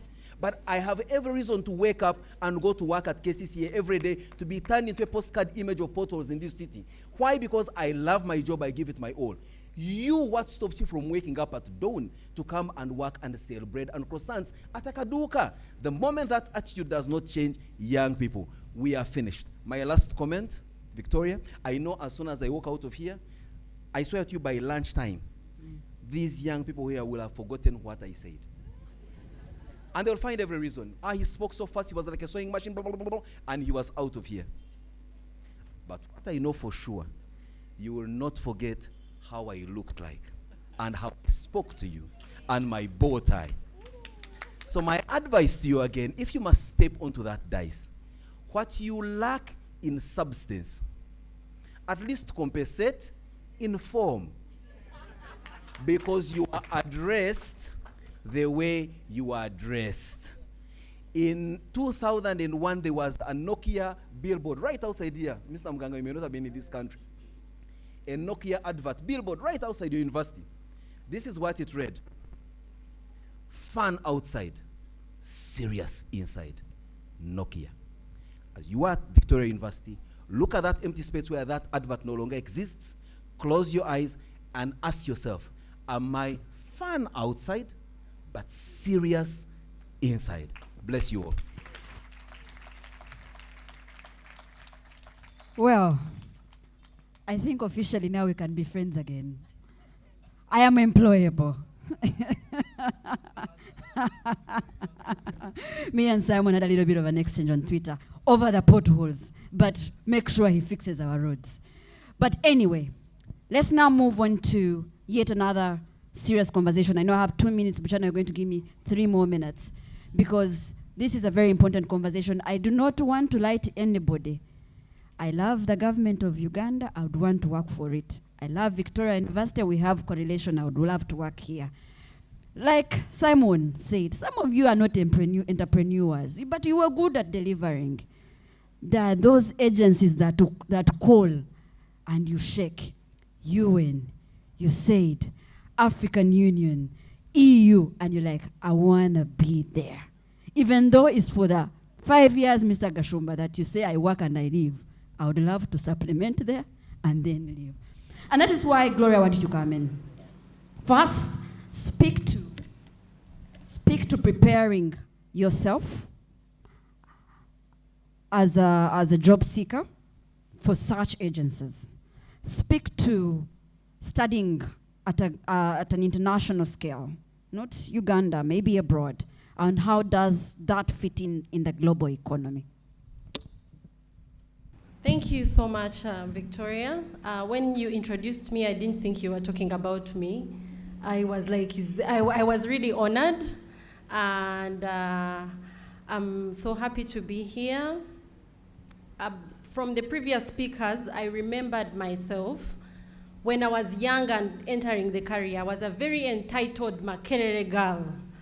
I remember walking into Mulago Hospital. I've had the privilege of working with Ministry of Health through Mulago Hospital. I have worked with World Health Organization in Ethiopia.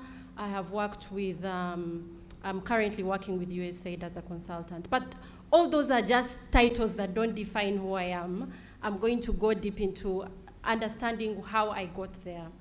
But I remember asking my then supervisor, she's called Dr. Elizabeth. I walked in with my small laptop. I'm like, where am I going to sit? I asked her, she's an old lady. She looked at me, and I think she wondered, this girl has come here to sit. And that's what we think, where am I sitting? I was looking for a chair because I had just gotten a fellowship position to work there as a nutrition fellow, and I was looking for where to sit. I think a week later, she didn't tell me anything, but she just saw me moving around. I reflected and said, I think I'm being ridiculous. I need to understand what brought me here. I did not come to sit. And after 1 week, I started trying to understand what value do I bring to Mulago Hospital at that time when I was working there. We work on the ward. We manage children with malnutrition. I'm happy to know that Victoria University has a lot of nutrition programs, public health, and nursing. So I'm talking to some students here.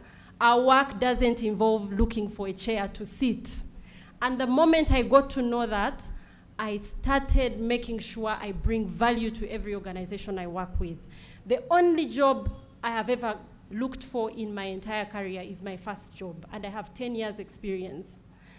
I have never applied for a job. I am headhunted. I am called on to apply for jobs because the people I work with see the value I bring. When I was going to Ethiopia to work for WHO, I was called upon. There's an opportunity. We think you have worked in emergencies. It was emergency response. Can you apply? But remember, I have already been referred. So someone is going to look at my CV.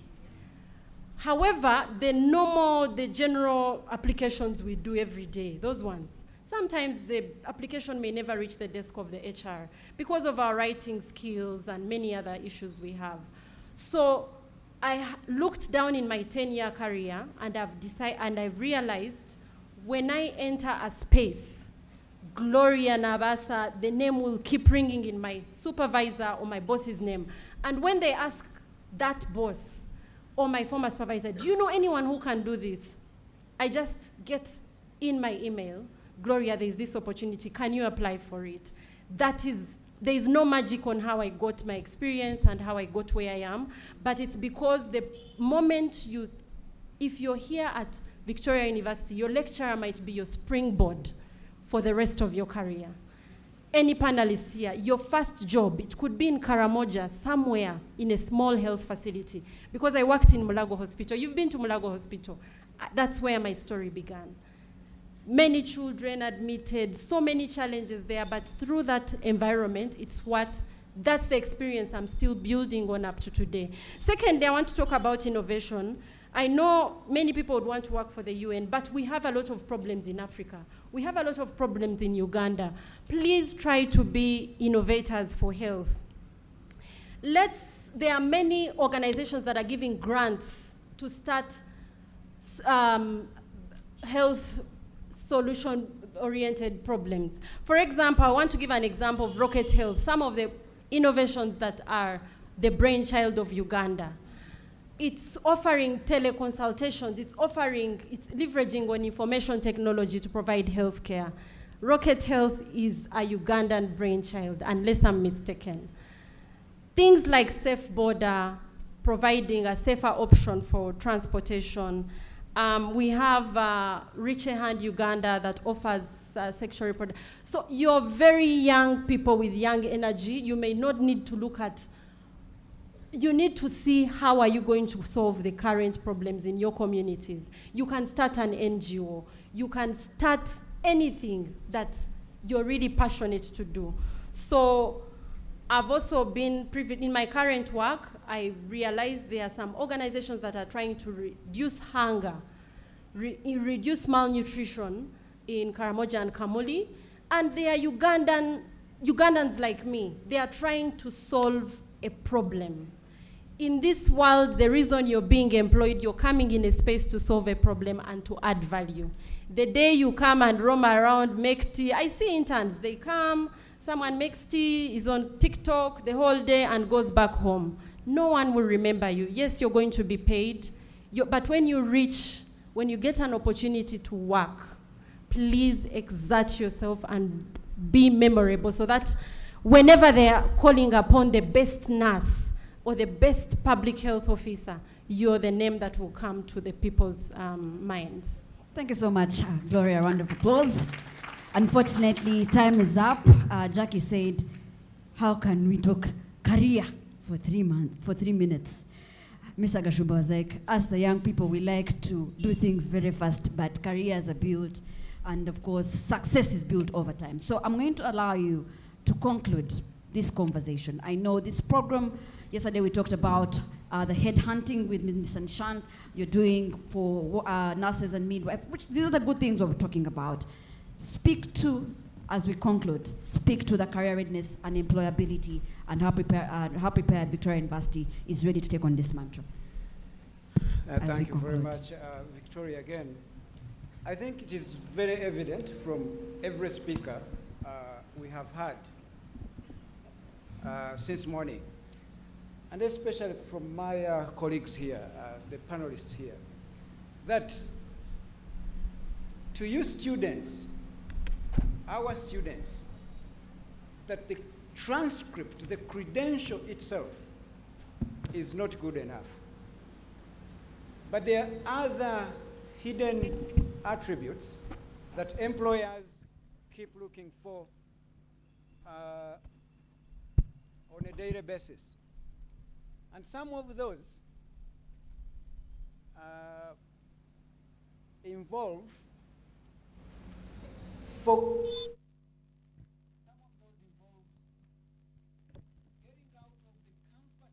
degree that you obtained or the one you're pursuing right now, and try to think about things that people don't teach you. For example, no one has dedicated themselves to teach you about money, but yet everything you study is about money.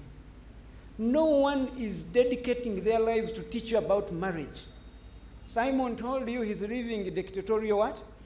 Life, and he has no way to escape, and he has never had a lesson of it. Now, our CRE, the Career Readiness and Employability, is dedicated to talk about those things. And it is compulsory for every student who comes to Victoria University. It is not negotiable, because we know that 98% of what you study, you will never use in life. But these things, the network, everything you have had here, that people never teach you, is everything you're going to use in life. And now it is available in this country at Victoria University, and compulsory for every student that comes to us, because it is valuable. You will have the hidden required skills by everyone in this country. Even your own home, your own children, you'll need those skills. But there's no school out there other than Victoria University that teaches that. Thank you very much, Victoria.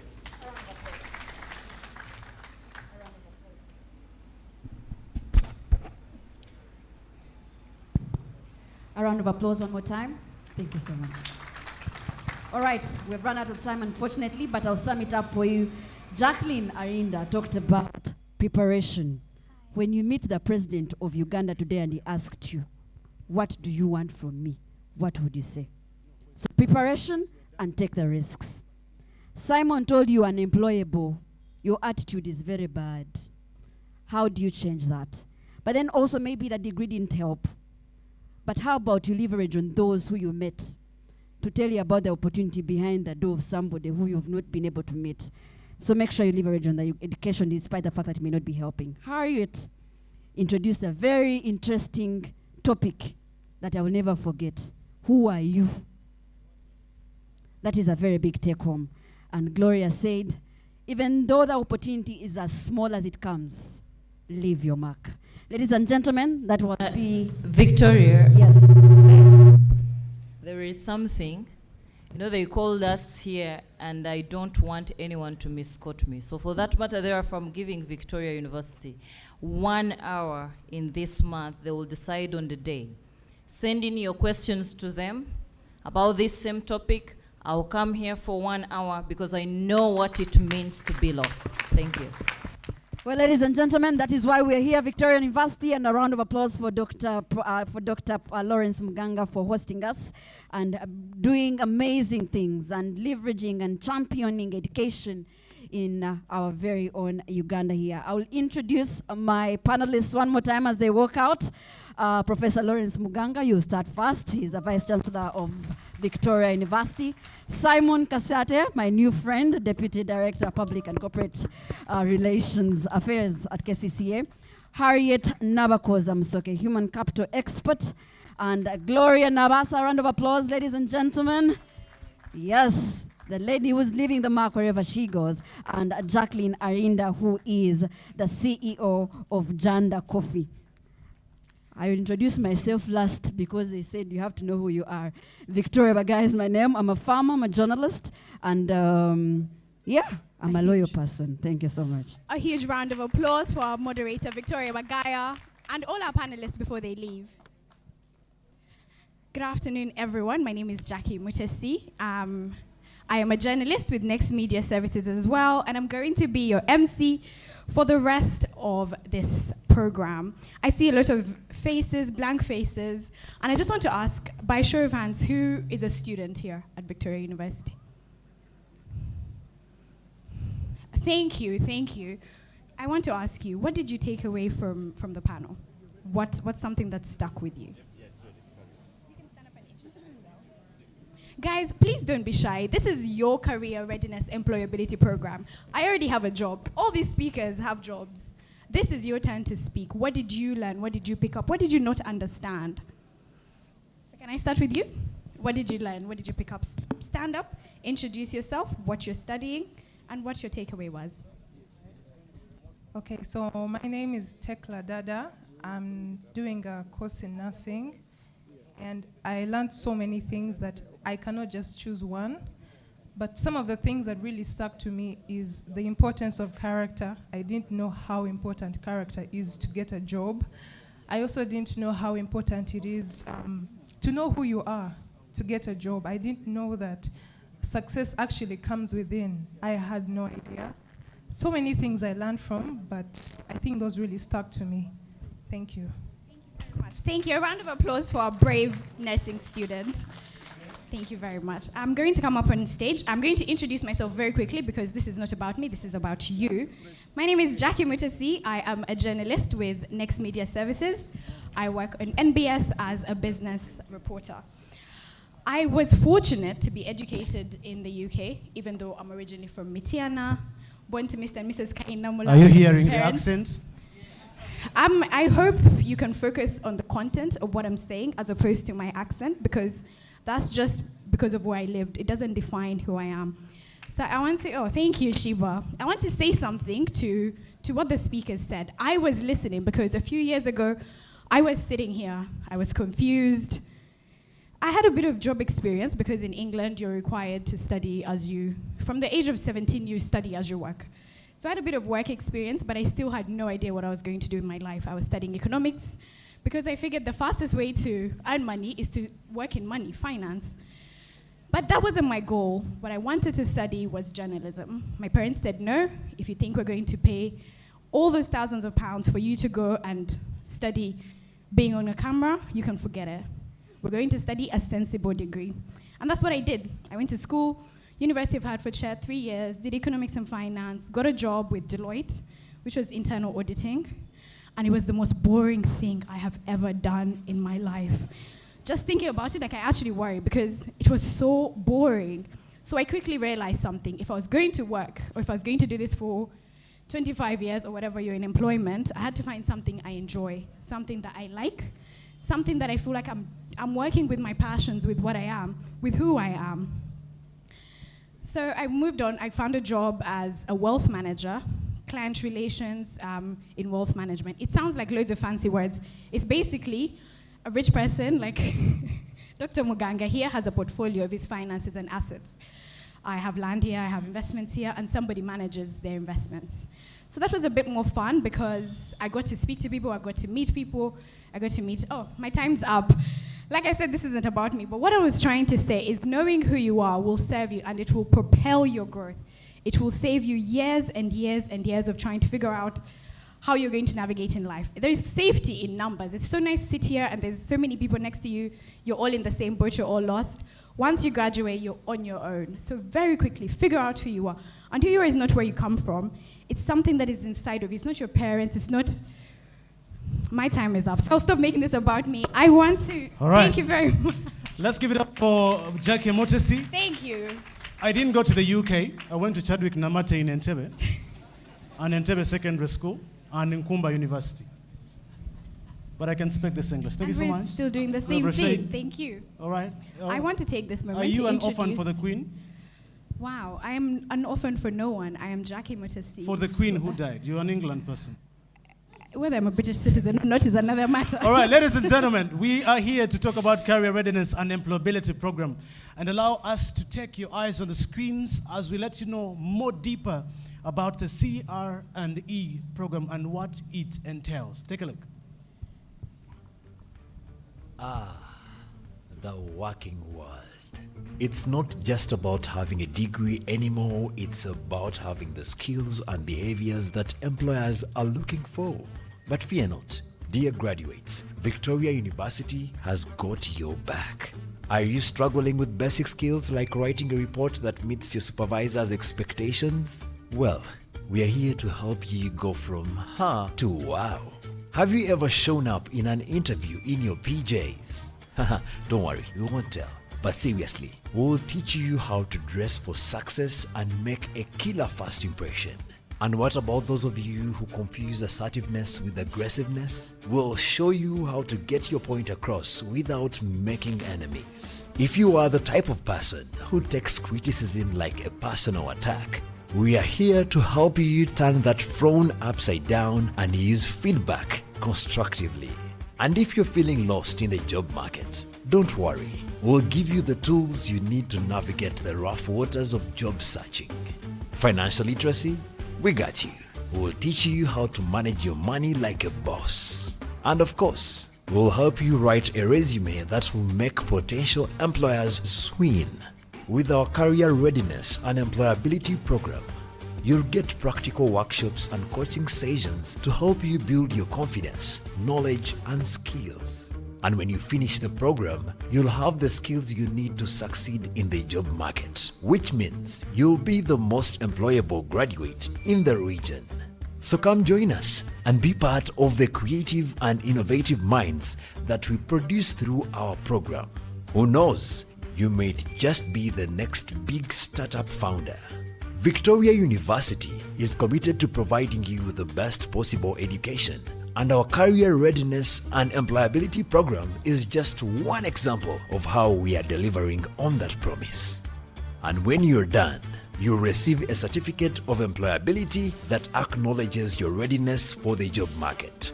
Hoop hoop, and let's not forget about our employers. By enrolling in our Career Readiness and Employability program, you'll be hiring a job-ready graduate who is equipped with the skills and knowledge to add value to your business. And for those of you with big ideas and entrepreneurial aspirations, the Career Readiness and Employability program is the perfect place to start. We are excited to see what kind of innovative startups our graduates will create, and we invite employers to be our co-educators of students.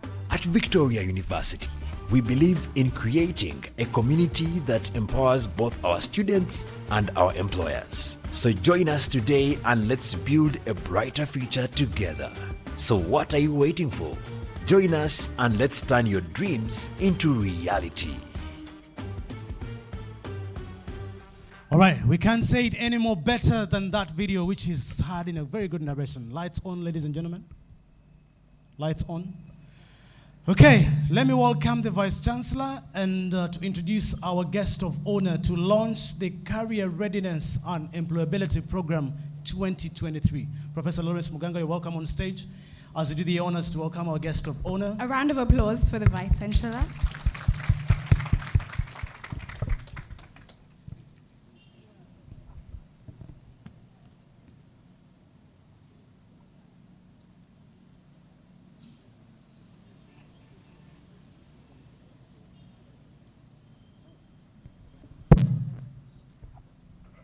Learning never stops. All the time we keep learning. So, and I learn from everyone. It is my huge honor to stand in front of you and welcome once again our guest of honor who has, and this is none other than our own, and when I say our own, our country's AIGP, Goloba. Pleasure to have you, sir. And since they never stand alone, I think it is in their discipline, I would also like to welcome his colleague, whom we are privileged to have here, Commissioner Dr. Sejirinya. Welcome.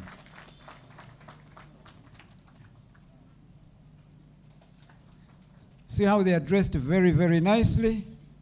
We are privileged to have them here. And how many students aspire to wear this uniform? Aha, I can see. Then you'll come and talk to AIGP Goloba. He has your back.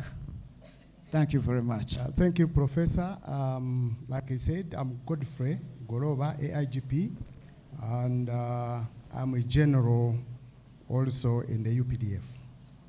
So round of applause for that. From there to here.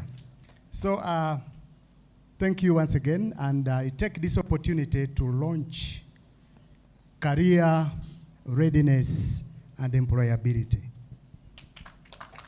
Your hands all together, and he's going to lead us in the process of signing this off, effective today, May 3rd, The screens should be lighting up where we... All right. So we will walk down.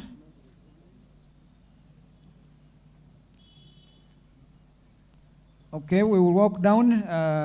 Jeno.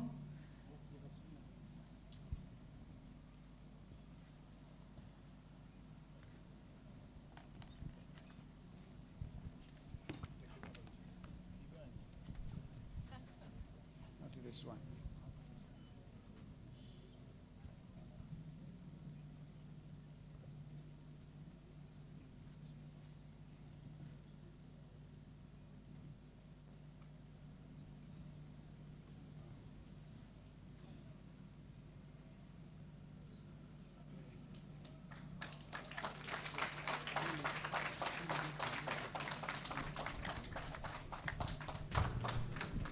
All right, as the AIGP Goloba does the rituals of signing on that very plaque, digitally he's going to sign there. Everybody who is next to those screens, you can go and sign using your finger, but don't move. Only who are those close to it should go and sign in. We want to keep a record of the signatures, so you can come close to the screen and sign. Victoria University, we don't use papers. We are a paper-free university. So you can go and sign right there. Just give a signature. Don't sign where there is a... Don't use a pen, just use your finger and sign through. Please don't get disorganized. Just go to those screens which are next to you. Whoever is far away, don't move. We'll give you time as well to go and sign. The signing begins now. Ladies and gentlemen, and now we get to the signing done by the guest of honor. Now is the Vice Chancellor now signing. Professor Lawrence Muganga officially signs off the Career Readiness and Employability Program. You can see on the screen, you can see the signatures on the screen. Have you seen his signature? It's a multi-billion signature. I remember the signature for Mutevide, it's just a C and a V and a slash. So one person at a time should touch the screen. Guys, let's control the amalo, eh? One person at a time. And now Shiba Karunji also signs the career. Let's give it up for Shiba Karunji, ladies and gentlemen. Mr. Ambrose Chibuka also gives in the signature right there. Thank you so much, Mr. Ambrose. Thank you so much. Also Grace, right there.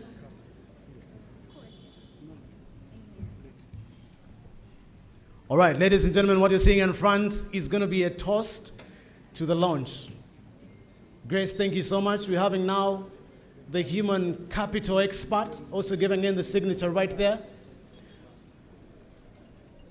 Students, there are screens that side. You can sign anywhere, not only where there's a signature. You can sign anywhere. We want to capture your signatures, please. When you're done this side, there are also screens that side. Whoever wants to sign can sign through. Shamim K. Matovu also put in a signature, our consultant for this. And ladies and gentlemen, as we wait for Vice Chancellor to take up their seat,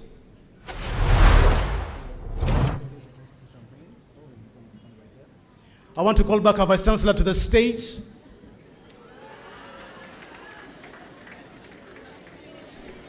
All right. Ladies and gentlemen, let me call upon Peace and Tina to come on stage. Go up on stage. We now toast to the great launch that we've had today. And we're now toasting to the great launch we've had this afternoon. Let me invite all our brand ambassadors and all Mr. Gashumba Mr. Nimshat, our University Secretary Shamim, and the Guild President.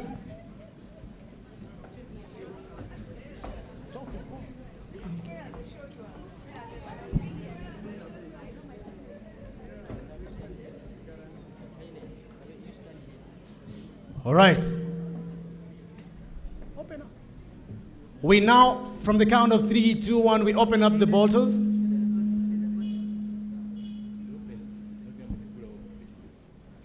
Mr. Frank Gashumba wants to help.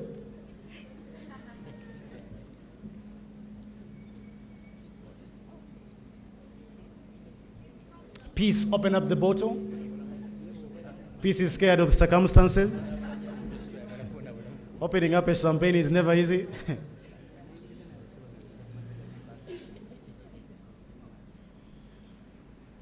Okay. All right. We only have this one open because a champagne is supposed to be drunk like beer.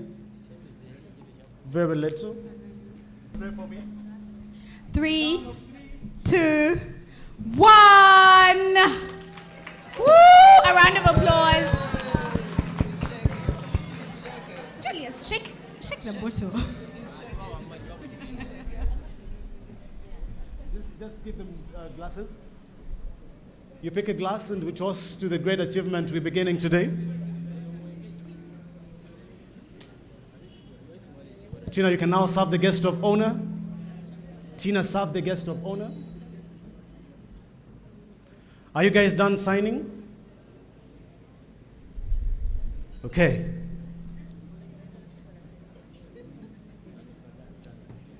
The rules of champagne, you only get one sip. Don't expect the glass to be full. Somebody is saying, "Gababa dekatono," that is champagne.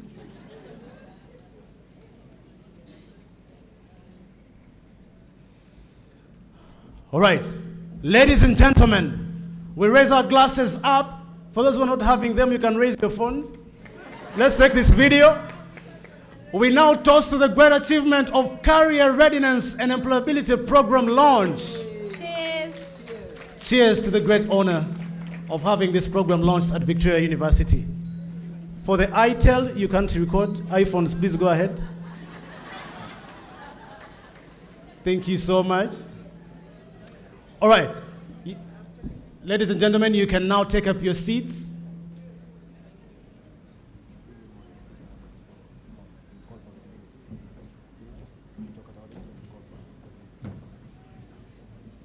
So as our guests prepare to take their seats, we are preparing to share with you our VU model program. If you're a student here, you must have a clue what that is. We are changing the way that you're learning. Gone are the days where you have to study different modules at the same time. So join on our screens shortly, we'll be sharing with you the Victoria University Block Model Program.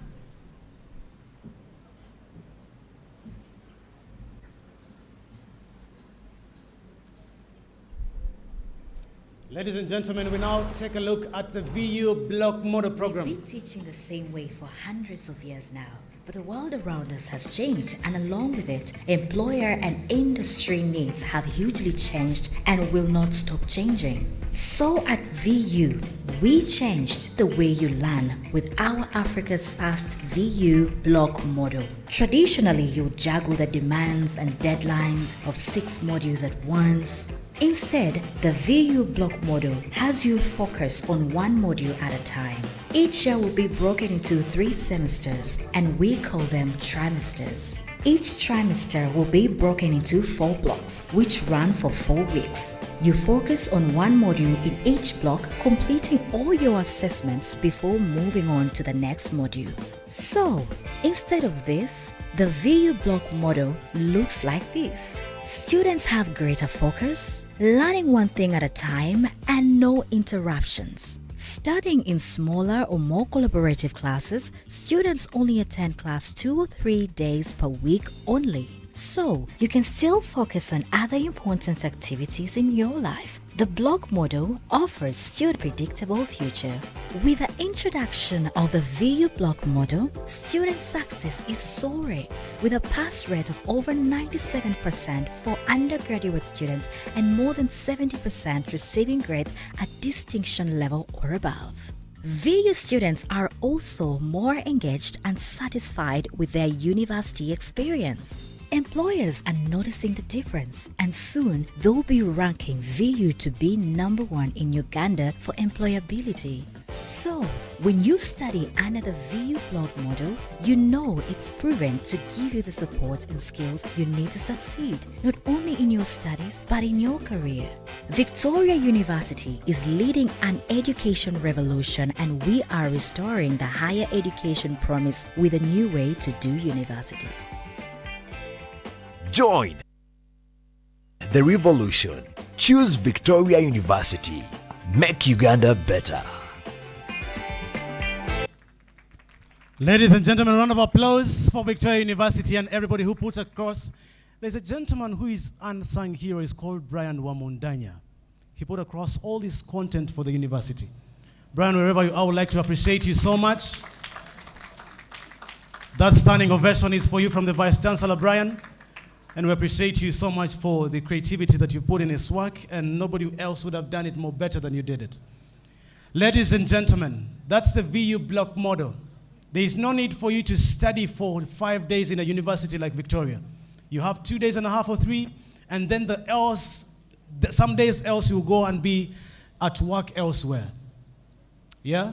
Gone are the days when we used to go on that very university, either on a certain hill or in Banda or on Entebbe Road, and you study for 5 days. And even you finish and you have to look for a job thereafter. We're saying you will have a work integrated learning certificate for you to present to your employer that shows the experience that you've had after 3 years. So you'll receive 2 transcripts. Who does that elsewhere besides Victoria University? If you don't clap, I don't know what you came to do. Yeah? We have to appreciate the simple things that we're doing for this country. And we are starting a revolution on starting to rhyme the real rhythm of education. Let people look at Victoria. This small building has people with the brains, you people. Mr. Sebuliba, stand up. That gentleman went with only 48 people in East African Games. And Victoria University won gold for the first time. So I can tell you, this lady as well has a milestone of stories to tell. If she wrote a book, it couldn't be 1 book. It could be 3 books. I've known her for quite some time, not physically, but listening to some of her music. The story to tell of this lady is a story anyone else would want to listen to overnight, even a fortnight if you wish to. People have talked words about her. Whenever she takes pictures, I would like to see the word karma. People ask me, why do you love Shiba's pictures? I just love the word karma. Does anybody know what the word karma means? You know what the word karma means? Ladies and gentlemen, I introduce to you Shiba Karunji, who is going to be the 2023 Victoria University Career Ambassador.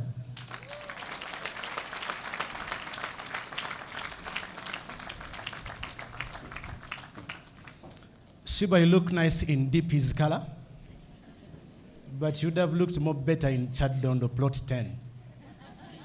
Okay. All right, let me invite the Vice Chancellor on stage, Professor Lawrence Muganga, and the University Secretary, to come over, Ms. Semwezi Katushabe, to come over. And we watch this video together as the Vice Chancellor and the University Secretary get prepared to sign a contract with Shiba Karunji. Ladies and gentlemen, this is a story of Shiba Karunji. And builders. Shiba Karunji is a multi-award winning celebrated Ugandan woman.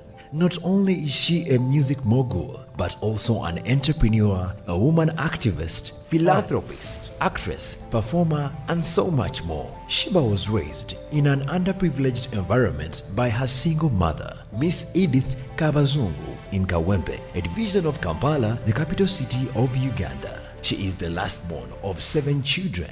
Shiba completed her basic education at Kawempe Muslim Primary School and dropped out of school in Senior 2 at Midland High School due to the high cost of the school.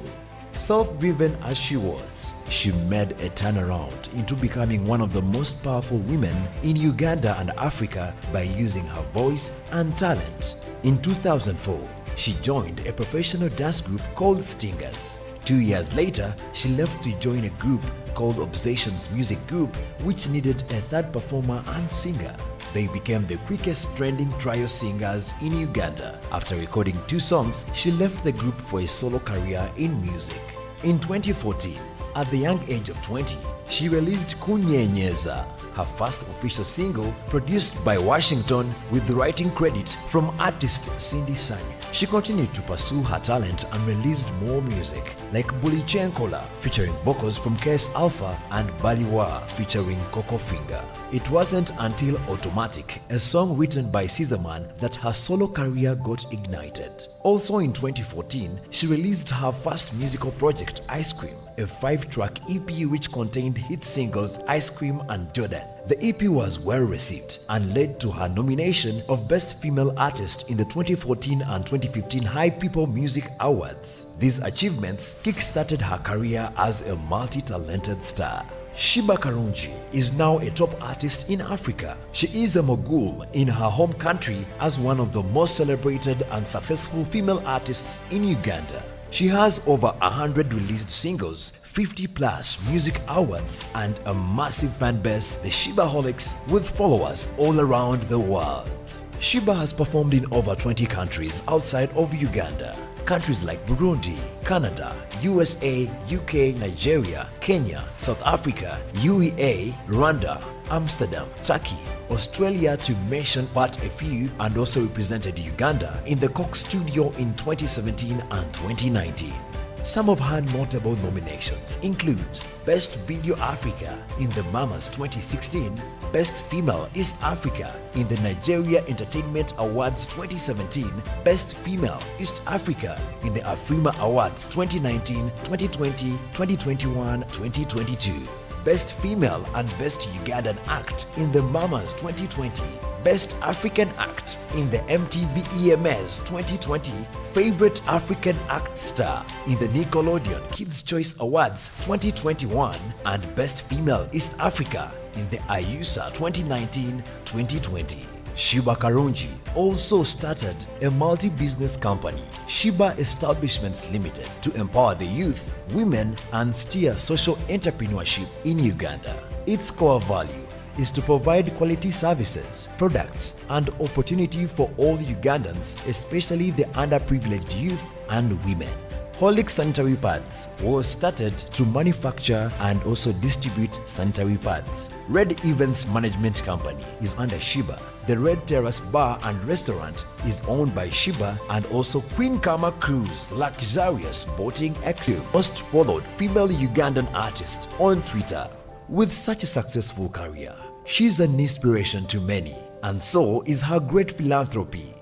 Ladies and gentlemen, give it up for Victoria University's new ambassador, Shiba Karungi. All right, ladies and gentlemen, Shiba Karungi, Queen Kama, 2023 Career Ambassador for Victoria University. We can't wait to see this year come through, ladies and gentlemen. All right, we now take Shiba Karungi, the Vice Chancellor and the University Secretary, to the other screen to sign digitally on the contract.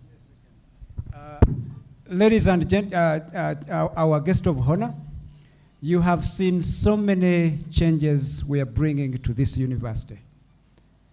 But, and our dear students, we always need voices that are going to be our advocates out there. As much as I kindly appoint you to be our ambassadors out there, we have also selected in this entire country a woman who has self-educated herself to become the most successful female artist I know in this country. And she stands in front of you young people as a sign, a story that you can make it. You choose your vision, you will live it. She's a testament to what being deprived, whatever that, like lacking something means, suffering means, but not accepting it, but lifting herself, and then says, I need to be there, and she goes there. That's why we have selected Shiba to be our career ambassador. That it is not about a credential alone, but also these other things: determination, living a selfless life, sacrifice, working hard, networking, making great friends, choosing wise, remaining committed, consistency. Those are things, some of the things that define a successful human being in this world. So I request you, all of you, put your hands together once again to welcome Sheba, our new 2023 Career Ambassador. Thank you very much. Need I say more? I can't say more than that. Our Vice Chancellor, you can go to the screen in the US and sign digitally on the contract of Victoria University in conjunction with Sheba Karungi 2023. Ladies and gentlemen, whenever I come to this room, I read about the that were put on those barricades. There's one that says, not all storms come to disrupt you or your life, but some come to create your path. Yeah? Not all storms come to disrupt you, but some come to create your path. Many of us have gone through a life and you look at it and you're like, oh, where am I heading? But life creates a path for you, even amidst those disruptions. The Vice Chancellor puts a signature on the contract. We are not used to those things of printing placards and we come here to sign. I said we are paperless university. Are you seeing the signature? Your signature is sente. Eh? We now have the university secretary come through. Oh, Sheba Karungi.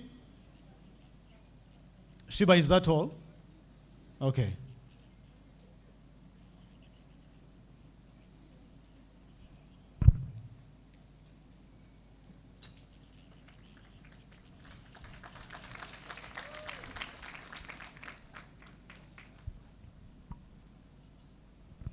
All right, Sheba Karungi puts a signature to this contract digitally.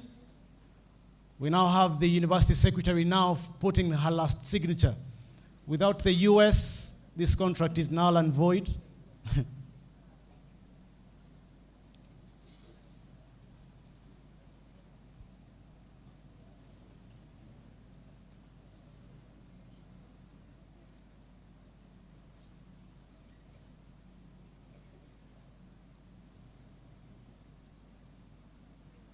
Ladies and gentlemen, ask your neighbor, can you also make it like Sheba?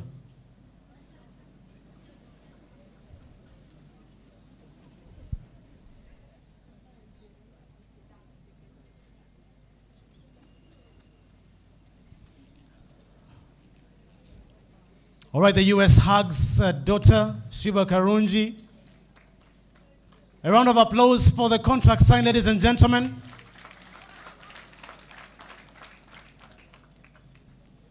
Kati waliwo bali abavuga Range Rover eri open roof. Agamba naffe katugende ku ewalala. Tujja bakuba akavulu. Sheba, we are going to toast to this contract. Thank you so much. We stand right and toast to this contract. And once again, I'm the one supposed to open the bottle. Shake it properly.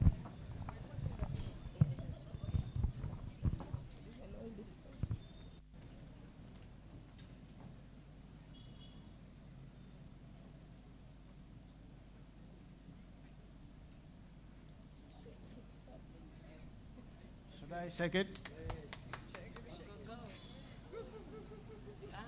All right, from the count of 3, 2, 2 and 1.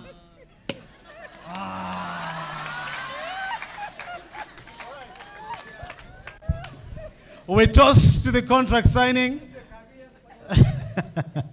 We toast to the Career Guidance, Readiness and Employability Program contract signed by Sheba Karungi. DJ song from Sheba. I mean, why not we having Did I Die? Nze banchawa koko. Explain Peter bro. All right, we toast to the contract signing by Sheba. Forgotten, but it's okay. You open a bottle and you're not served.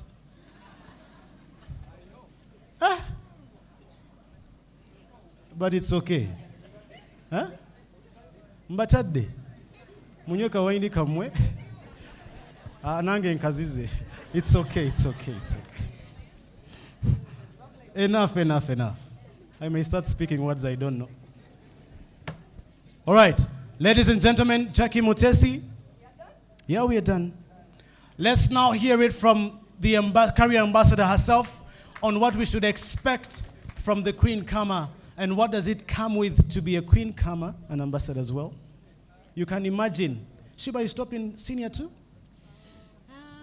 I'm going to tell you more about that. And then you're now a career ambassador. You people? Yeah.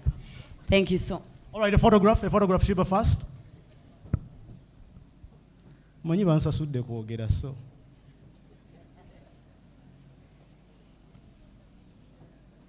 Bloggers, you can take the pictures. I'm only allowing iPhones. Techno, you can wait.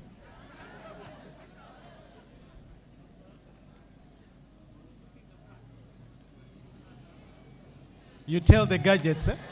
Hello? You tell those people in the gadgets team, eh? That you know what you could. Isn't it? You tell those people in the gadgets team, you know what you could. Are we done with the photos?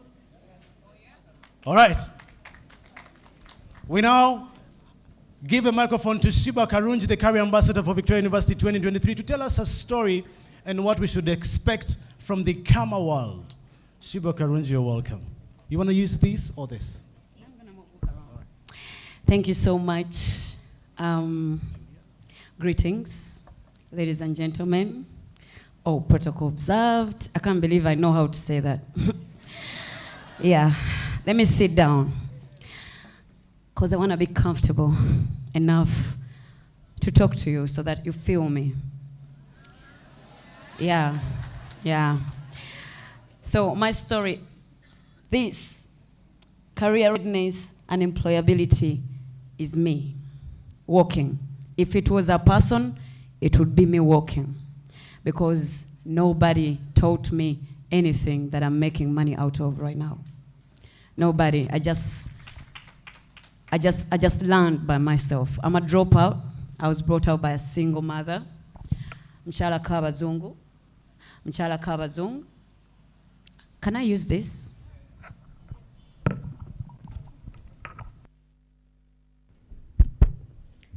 Good enough, I'm the ambassador, not timed. Let me enjoy this ride. Listen, I was brought up by a single mother, Shala Kabazung, the woman I respect the most on this planet.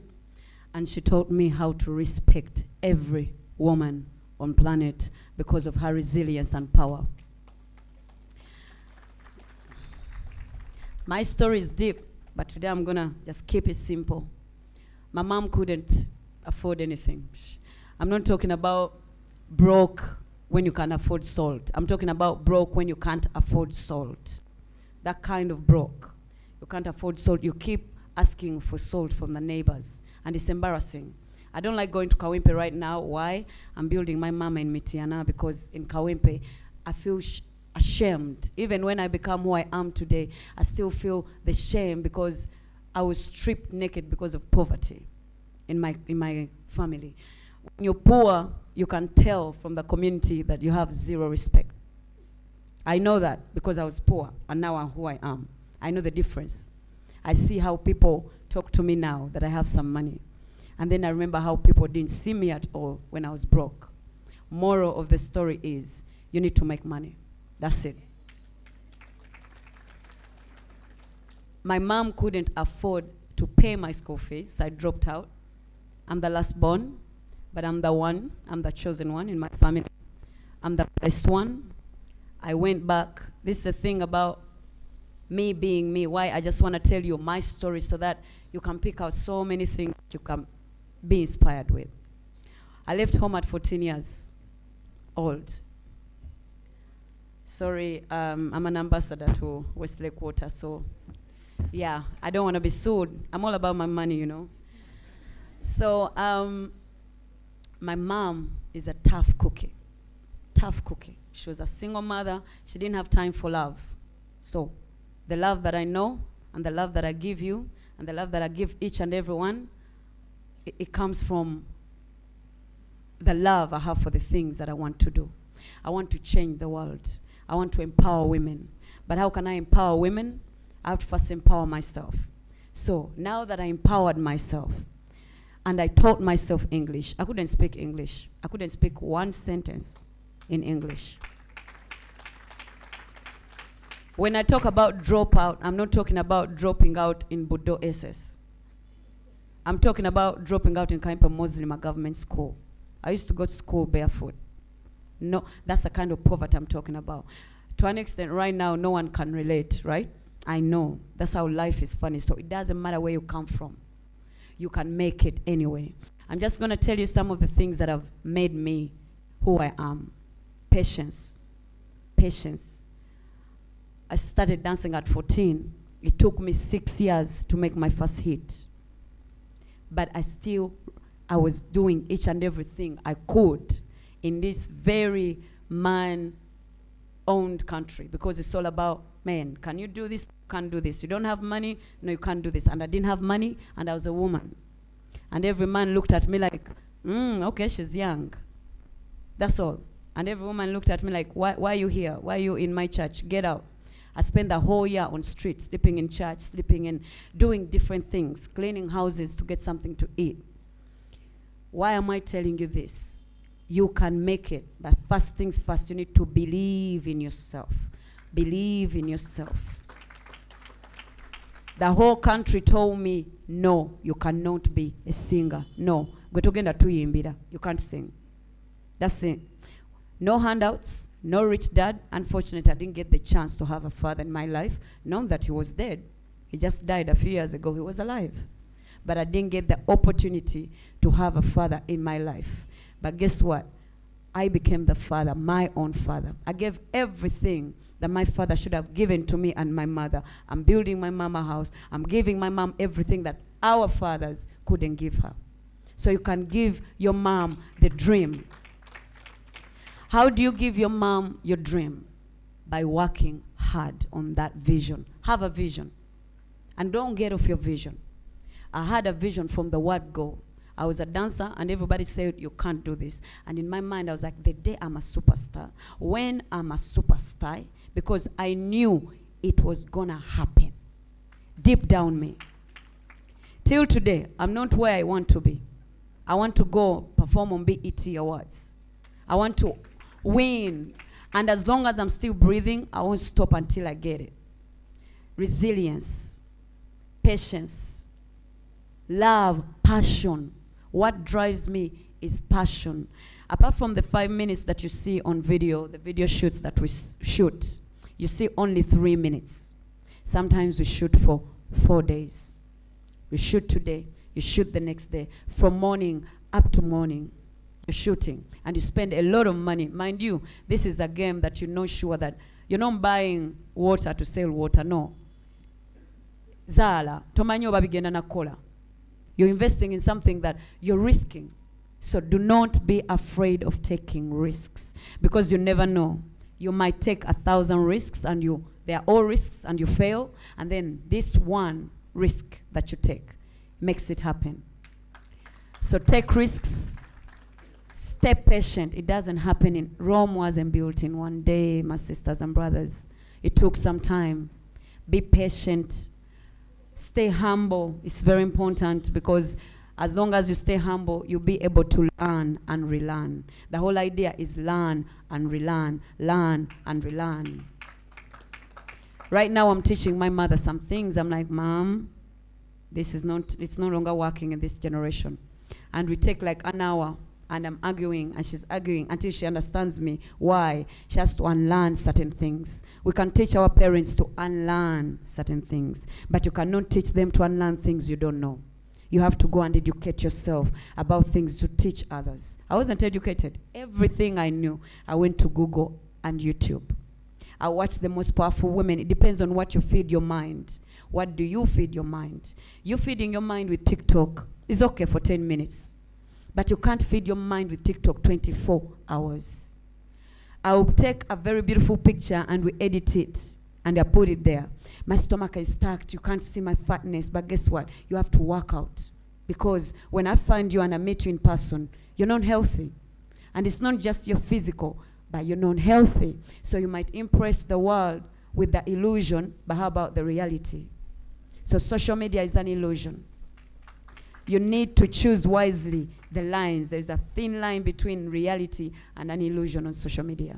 So you have to be able to know what you want to consume in your mind. I consume my mind with speakers, women, powerful women that speak. Since when I was young, that's how I learned my English. I'm watching Oprah, I'm watching Nicole's, I'm watching different Washington, Denzel, powerful speakers. And mind you, I'm a dropout, but all I want to feed my mind with the right message. So choose wisely what you feed your mind. It's all about mindset. Everything here goes back to your mindset, your vision. If you think you can do it, if you think you can take over the world, yes, you can, no matter who says you can't. You can. So believe in yourself. Gratitude. Do not forget where you come from. It's very important. It's extremely important. What drives me is the generational curses that I want to break. That is what is driving me, you know. My mom has never had peace as a woman because she constantly kept on building and hustling to feed us. Guess what? I'm not going to have children before I'm financially stable. I'm not going to get married to a man who's not financially stable. It doesn't mean that I don't like broke boys, but it means, yes, I don't like broke boys. It's not about how much you have on your account. It's about what you have in your mind. That if you sit with me and you give me your plan, your vision, and you walk towards it, not just speaking, because everybody speaks. You need to walk. You need to walk. Create a vision board. Walk one step at a time. It doesn't matter how long it takes, but keep walking, small steps. Before you know it, you're there, and you win. I know my time's up, but because I'm an ambassador, I'm going to buy 5 more. Another thing I want us to be able to grasp on, I keep telling my team is here, and I kept tapping on them. I'm like, hey, are you listening to what I keep telling you? Everything everyone said here, I don't know how I got it because I didn't go to school. I'm not a graduate like them. Do you know how I got it? By teaching myself, by feeding my mind what those people that I want to become do. Don't look at Beyonce and be like, I want to be Beyonce. Beyonce didn't just wake up in the morning and be handed over the word Beyonce. She worked so hard. So you can't just pay attention to how the picture looks like. We are living in an era of social media, Kim Kardashian and everything. And you guys assume Kim only takes a picture and posts it. No, Kim does not sleep. Kim keeps on looking after. Do you know the job that requires you to look good 24/7? I know it looks simple, but it's not. It's not. You're criticized by the world. Those that know you and those that don't know you. So what do you need in this position? To know yourself deeply. Because people will say a lot about you, but you know yourself. For me, everybody says a lot about me, but I know myself. So what you say does not reflect on who I am. It reflects on who you are and your fears. You think I can't do it without drugs because you think everyone that makes it on stage and dances and gives you that energy does it on drug? Well, guess what? That's your mindset. I do it with no drugs. Yeah. You think you come from a poor family and there is no way you can make it. Don't discourage others. Talk on your behalf. I can make it. I can come from that background and sit with a room full of very important people like today. And I'm honored to be part of this room because who am I? A room full of entrepreneurs that spoke and I was listening because I know exactly what she's speaking about because my career is 15 years plus. I started at 14, I'm 33. So I'm speaking out of experience. You need resilience, you need patience, you need humbleness. By that I mean discipline. There is discipline that governs each and every career. Mine is governed by how I look, how I conduct myself, how I talk to people, and my brand. So my brand, you might mistaken it. On stage, I'm crazy, but I'm an entertainer. I know what people came to get from that show. They came to forget about their problems. They're not here to think about anything hard. They want to release their mind. I entertain. The next morning when you find me with Mr. Dr. Mganga, and thank you so much, Dr. Mganga, for seeing me. Yeah. So many, by seeing me, I mean so many people see us, but they don't see us, if you know what I mean. So he saw me. By seeing me, is sitting with me, even if it's 5 minutes. Don't judge me off what you see on TV. First step into my mind. Understand who I am. What am I saying to each and everybody here? We're empowering the kids to do what they love from the bottom of their heart, but be able to open up and embrace them. Don't judge, because you never know. You might have done it different, and she or he is doing it different because it's a different generation. Just support us. Give us the support that we need. I have a pads company because, of course, I told you my mom couldn't afford anything, so of course she couldn't afford a sanitary pad. So when I became who I was, I always promised myself, I know what it takes to use clothes. And in school, everybody's using a pad. I promised myself that if I ever get the opportunity, the chance to make some money, the first business I'm going to invest in is a pads company. And I'm the first Ugandan person in Uganda to do that because it's quite expensive. And it hasn't yet stopped. Mental poverty is real. People sell themselves. Girls don't go to school, drop out because of this. So the fight is still going. Do not stop thinking about it. I'm never going to stop talking about it. I'm going to fight until every girl, each and everywhere in the corner of Uganda, can afford a sanitary pad. That's my passion now. And I'll never stop. Thank you so much. Keep in mind, if you believe in it, see it, you can get it. Believe in it, see it, visualize it, chase it. You got it. Thank you.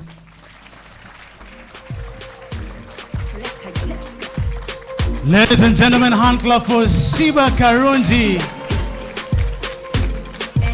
DJ. Zero. Oh, by the way, this ambassador comes with some swag because I have music. Somebody say, yeah. Please, get up and let's enjoy this beautiful, beautiful moment. Thank you so much, Victoria University, for giving us this beautiful, beautiful evening.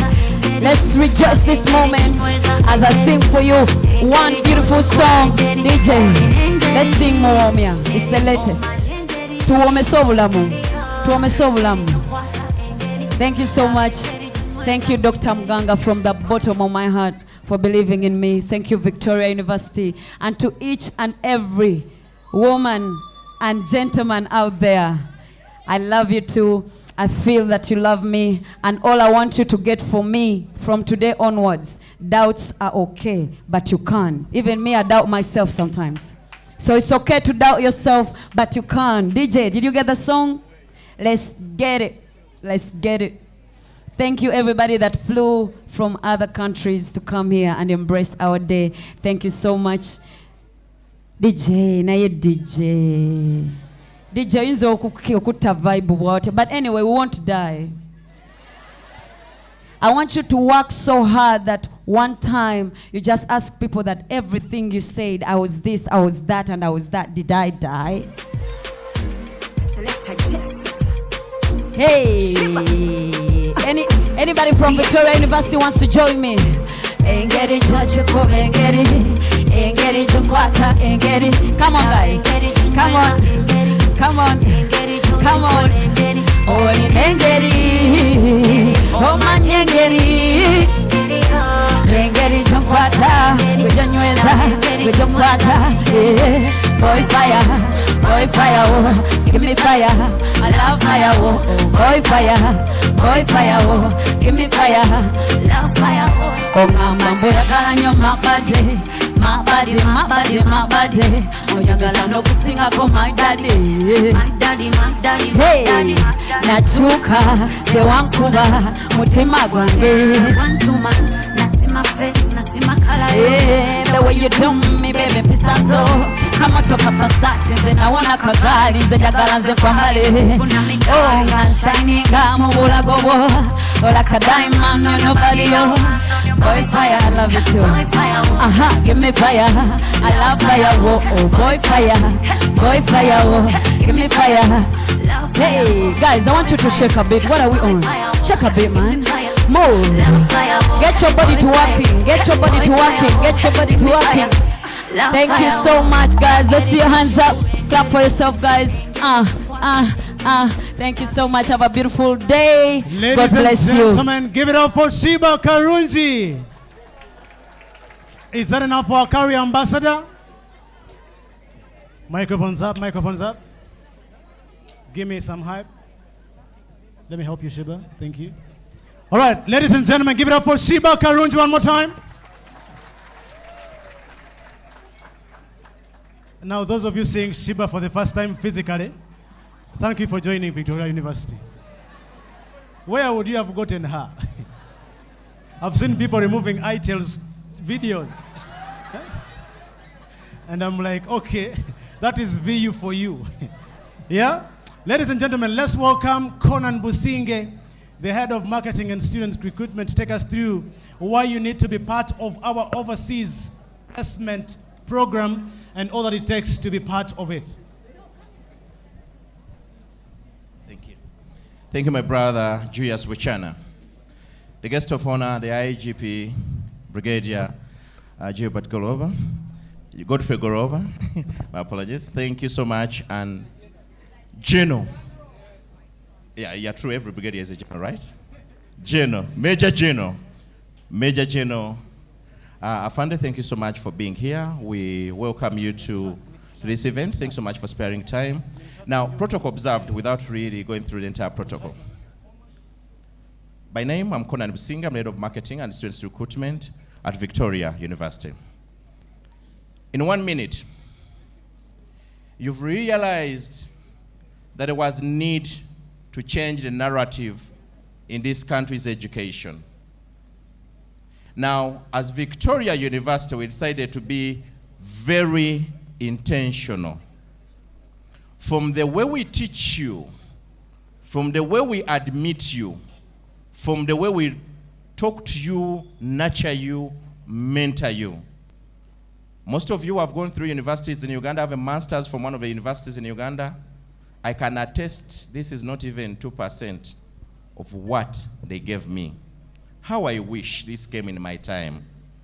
Now, since we've changed the education narrative of the nation, we also know that we are going to produce some of actually the best graduates on the African continent. But we also know that we have a duty to increase the remittances for our country through the people who are working abroad. Because that's one is going to be one of the fastest ways to increase the amount of money we use or we put into our economy. Graduates that come out from various institutions and universities in the country, only 52,000 can actually get jobs. There is only one who is willing to give way. Am I right? Is that the right figure? Retirees, people are willing to leave retirees. So we cannot just teach you, put all this investment in you, let your parents' investment who are watching you on TV right now, on NBS, thank you NBS, and they are seeing what is going on. We cannot let all their investment go to waste, where you graduate and you are either underemployed or not employed and you're asking for even money for handkerchiefs from your parents. Now we've made a decision. When we train you, we prepare you with our team, the people we've teamed with around the world, to send you out and you work from Europe and the rest of the world. If I was you, I would clap for the management of this university. Thank you to the directors and the managers of this university. They've taken a decision to team up with people abroad. A case in point, if you are doing nursing or midwifery in this university, you have a chance not to even work anywhere here. You can go to UK if you so wish, where you'll be paid almost 10 times than any other African country would have paid you. That's the future. We think big, we mean it, and we are intentional. You like it or hate it, that is us. Now today, I also need to tell you we've got another team we've worked with in Germany that is willing to take so many of our students who are doing tourism and hospitality and information technology. Today, we would have had another individual, Mr. Jörg, who is the CEO of AWL German, speaking to us. But because of time, we'll create an avenue to speak to the entire university in a different fora. I know right now there are students sitting in every class outside there, on TV, on screens, following this event because all of you couldn't fit here. And we'll create an avenue for him to speak another time. But at this juncture, MC, allow me, and I hope I'm fitting in my time, thank you so much, allow me to kindly introduce a gentleman who is very unique, who has become part of Victoria University. This gentleman actually heads one of the agencies in UK and has created a window for us to have our people feed into the United Kingdom National Health Services. You should clap for yourselves. That gentleman is none other than the director. Let's clap for him as he takes over to the stage. Thank you very much, guys. Wow, this event is amazing. Let me tell you guys, there's 2 reasons why I'm standing here today.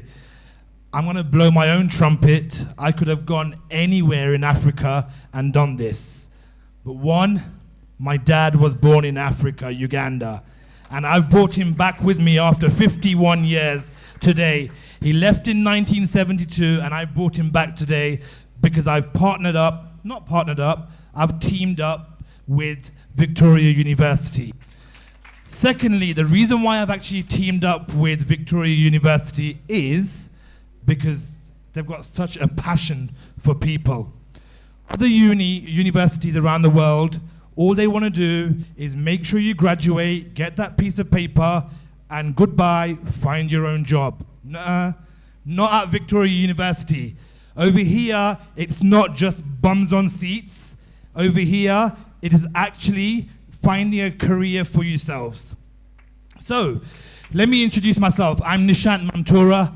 I'm a recruitment director for a company called CWG Recruit, a company that was founded in the UK about 9 years ago.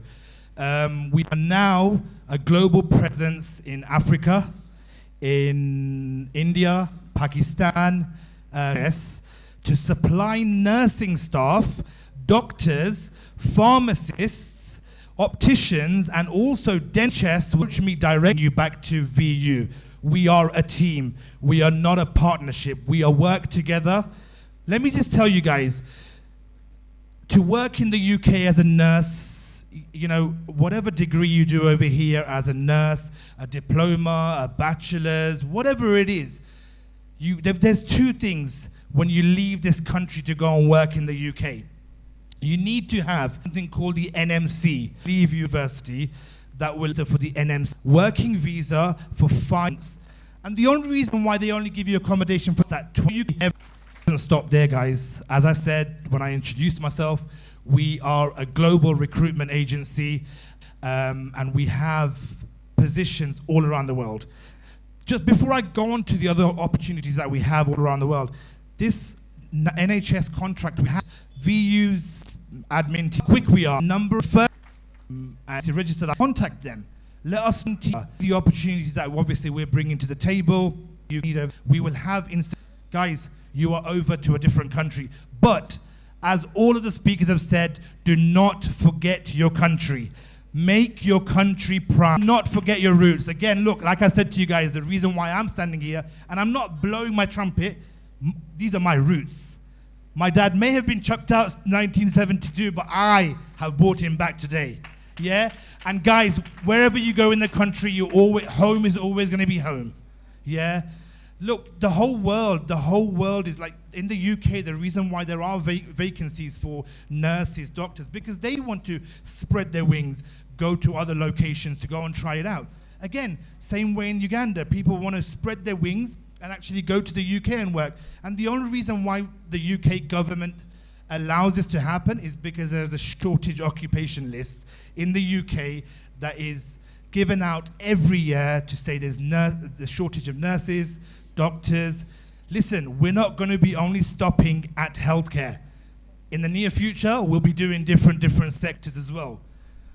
Lastly, I just want to echo, because someone, where is it?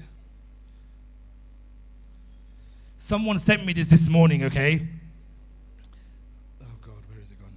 So speak these 5 lines to yourself every morning. my internet's gone off. Okay, believe in yourself. I can do it alone. I am a winner. God is always with me. Guys, thank you very much for having me. Listen, thank you, Victoria University, Dr. Lawrence. You've done an amazing job. Guys, I'm going to be planning on coming every 6 weeks to Uganda, so hopefully see you guys very soon. Thank you. A round of applause for Mr. Nemshat Mamnora. The name is quite hard, eh? If you've not understood the English, we'll be available to translate for you later. That's what we're paid to do. We'll be here to help you get to know what he said. But most importantly, if you're a nurse, if you're a doctor, if you're a midwife, and a pharmacist? Yes. Dentist, any healthcare related course. Please, you have a chance to go and work in the UK. These people handle pounds and not dollars. Yeah? And you know how much a pound is in Uganda, 1 pound? 4,005. You can imagine getting 25,000 pounds a month. 5,000 is a pound. And you're getting 25,000 pounds. How much is that? How much is that? You're returning the first class while you went in the ordinary. Isn't it? Ladies and gentlemen, allow me welcome our Vice Chancellor to introduce to us the guest of honor to give the speech, and then we get this done in a minute. Vice Chancellor?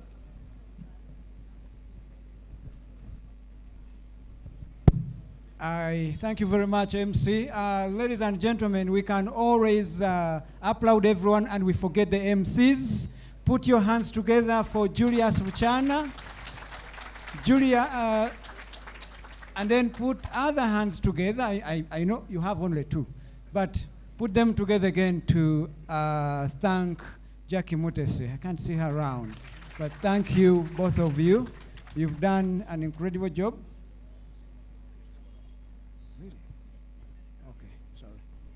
He's smartly dressed. I always want to dress like him, but I can't catch up. But I'm still learning. So my task is very, very simple. It is to invite our guest of honor, whom you all know. It's my singular honor now to invite the man who has endured the heat. And we really, really apologize. We didn't anticipate this. We thought these things are going to work, but they have let us down. Next time, we'll do better. We learn every day. Believe in yourself. Believe that you can do it. And alone, but I need a team, and we'll do it. So ladies and gentlemen, put your hands together. Help me welcome Geno. Those are not enough. Very good. We welcome Geno Golova from our Uganda Police Force. Sir, you're welcome to Victoria University.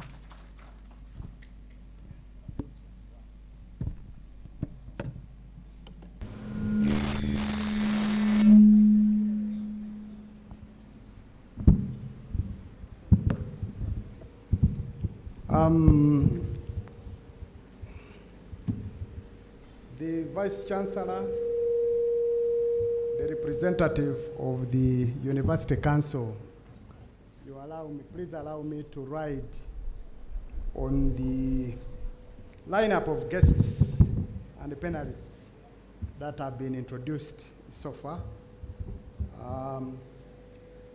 Reintroduce myself, or I'll do it after. But please allow me to depart from the mode of communication that we have seen since morning. Since this is a speech, I will read it.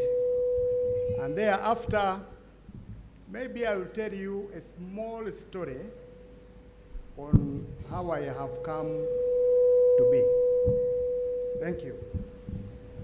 Indeed, Vice Chancellor, I'm deeply honored to be here with you today. I think on this historic occasion to launch the Career Readiness and Employability Program.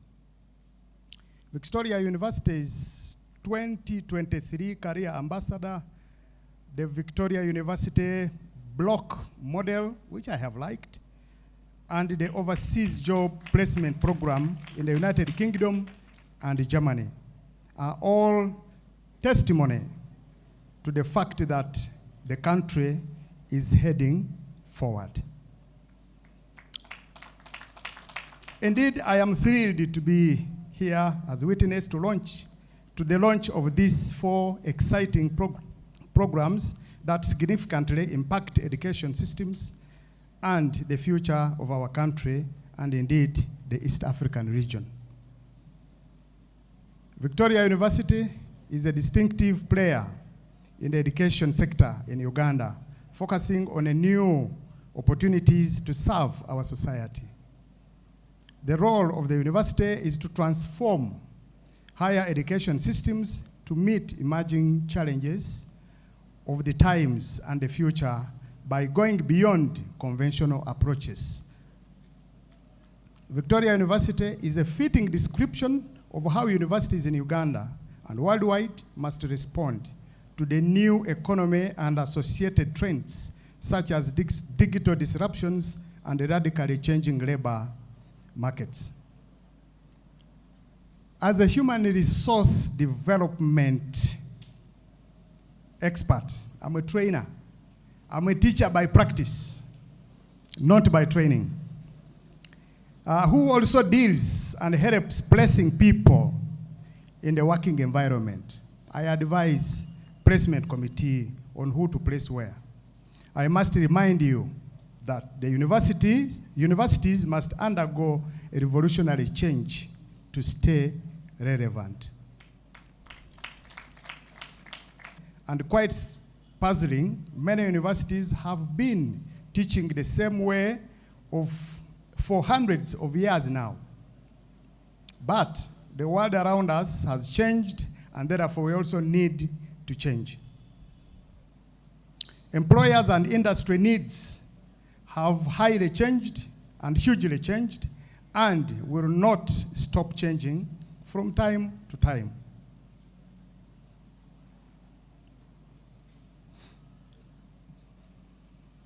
The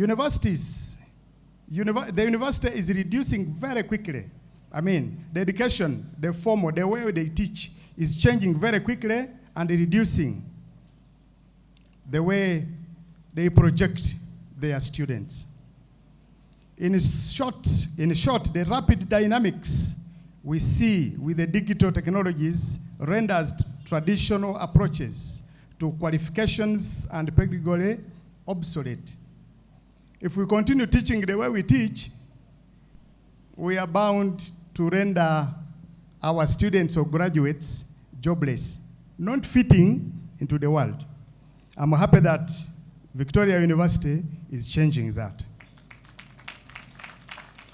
Overall, the level of unemployment implies that much as the government has put a lot of emphasis in industrialization so that many Ugandans can get employment in factories and industries, however, the rate at which people are getting employed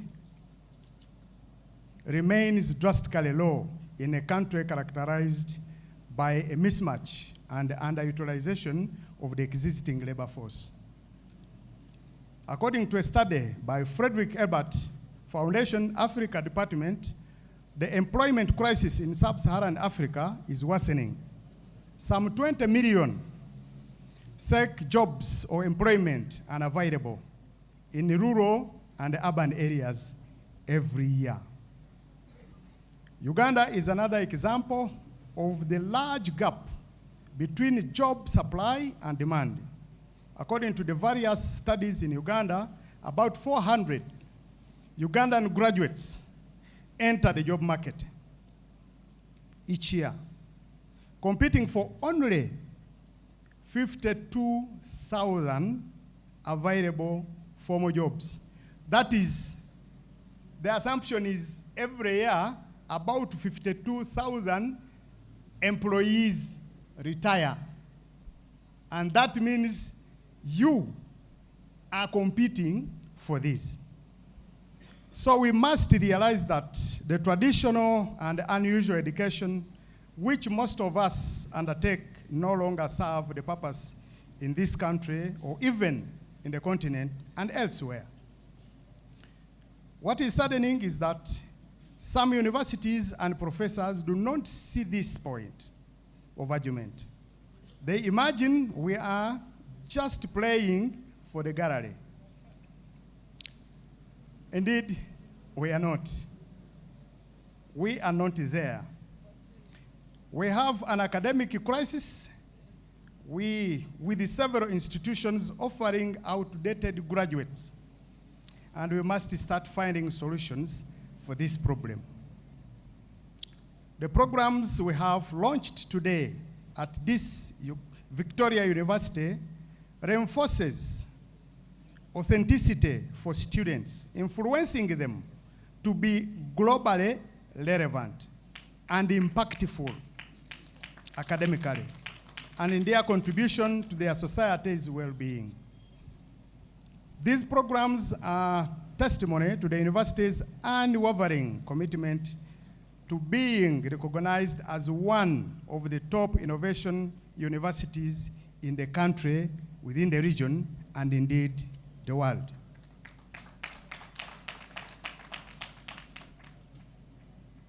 The Career Readiness and Employability Program is an avenue that supports this by giving students relevant, complex experiences that prepare them for a formidable future.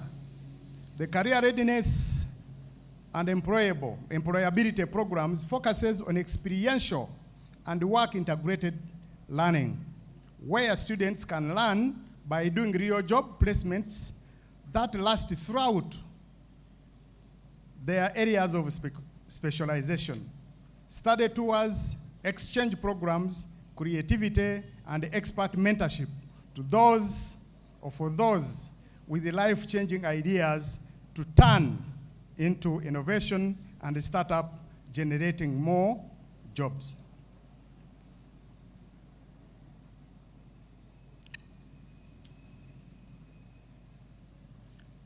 Indeed,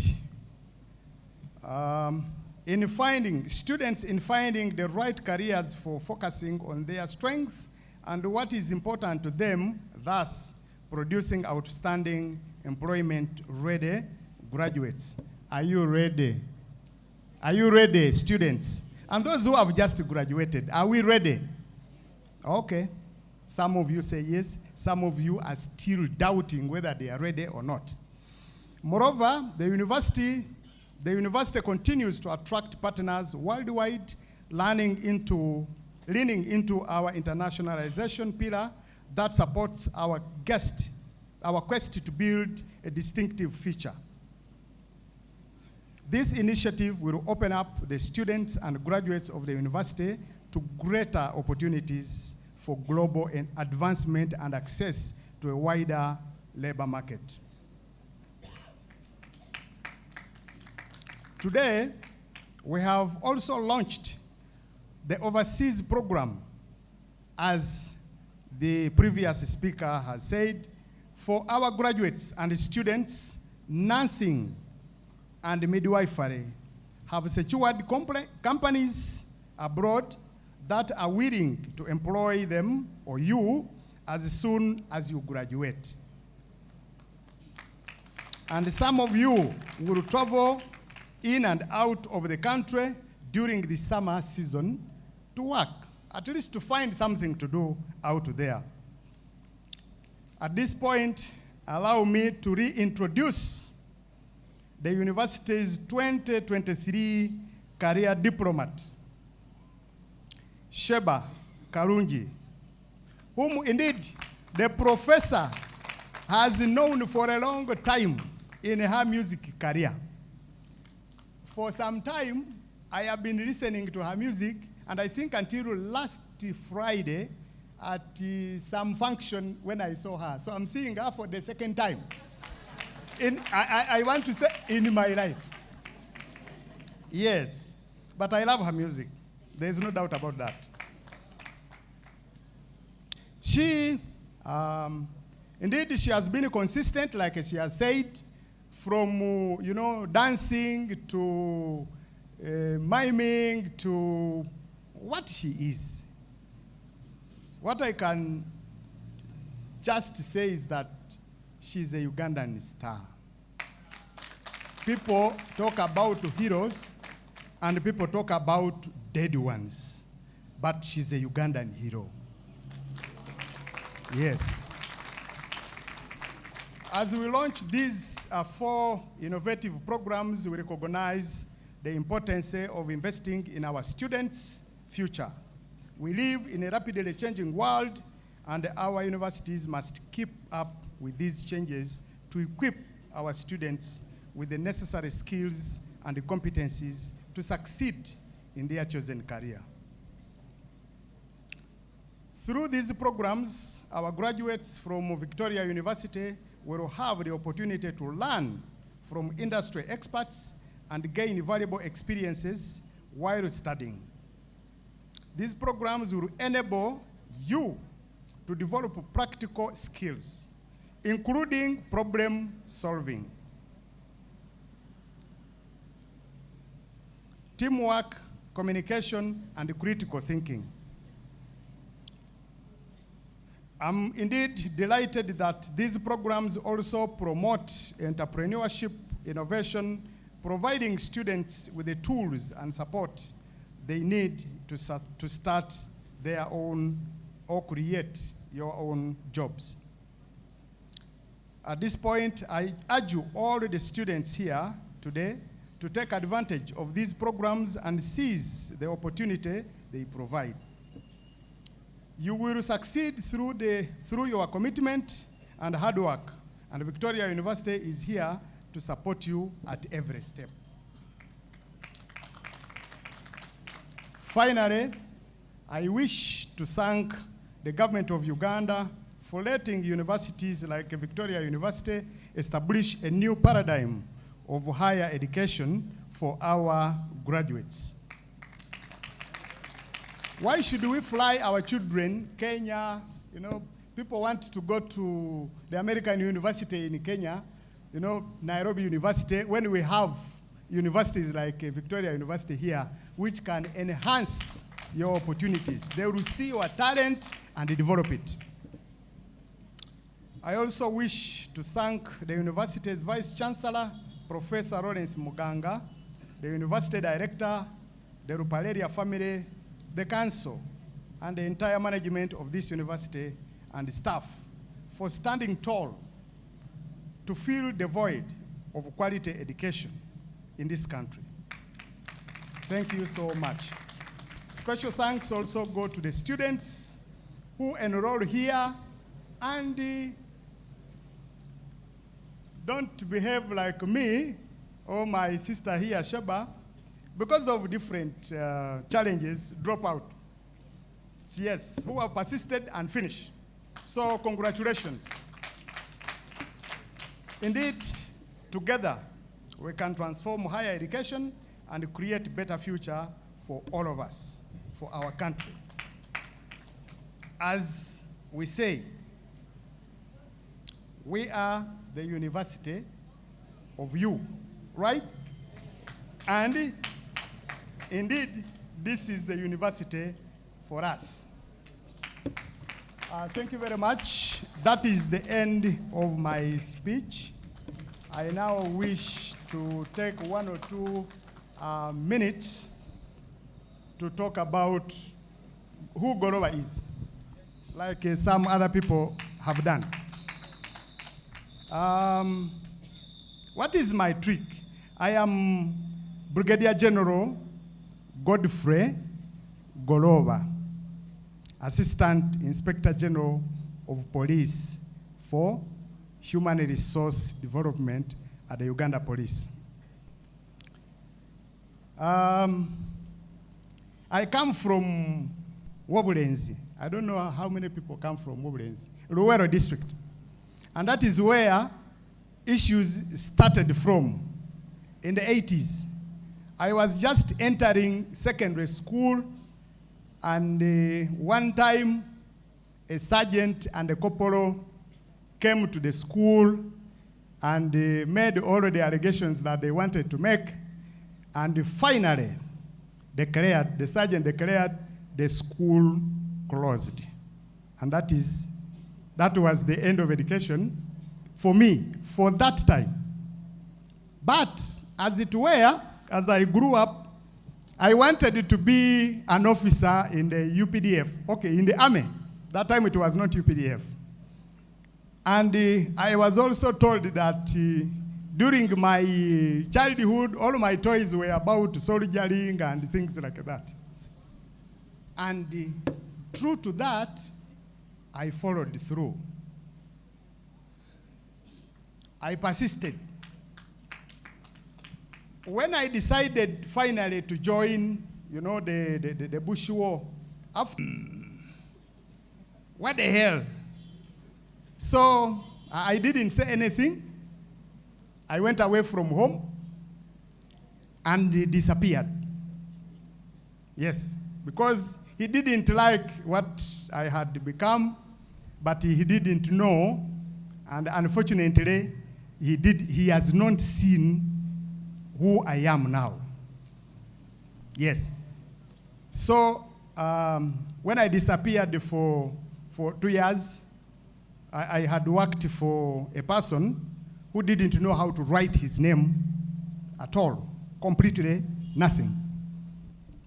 And I would be given jobs. And my trick is, when you give me a job, I try to fit into that job. Love it. And do it to my satisfaction. That is my trick. Whatever I have achieved through the army. I spent 1.5 years at the Nigerian Defense Academy as a cadet, and when I came back, I have never looked behind or back. That was way back in 1987. And it has taken me, or it took me 32 years to become a brigadier general. 32 years.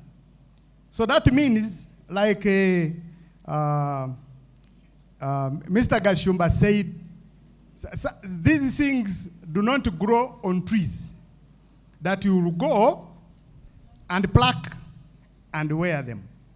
No. You must work. Like my sister has worked tirelessly to be where she is. Like my sister Jada Coffee, she started small. Like when I started as a private, people look at the privates and are like, these guys, Then I became a corporal. Yes, in 2 years. 2 years, I became a corporal. But what I trying to say is that character, your character, is very, very critical as you move forward. In whatever you do, character is critical. 2, your attitude towards work. You go and apply for a job, you fare very, very well during the interview, then you are handed a job. Then after you have been handed a job, you start playing around with the job. You put the boss, like Dr. Muganga, they said his boss, maybe he's not a graduate. Maybe he's a graduate, but he's not a doctor. I also came with one of my staff, Dr. Segirinya there. Is a graduate teacher, and is the quality control and monitoring and evaluation officer. I am not a doctor. But through my line, I have quite a good number of examples that I have groomed, mentored when I was a colonel and they were majors. But now, we are at the same rank. So that means by the time this manager or director gives you a job, he has that heart for you to also grow and progress.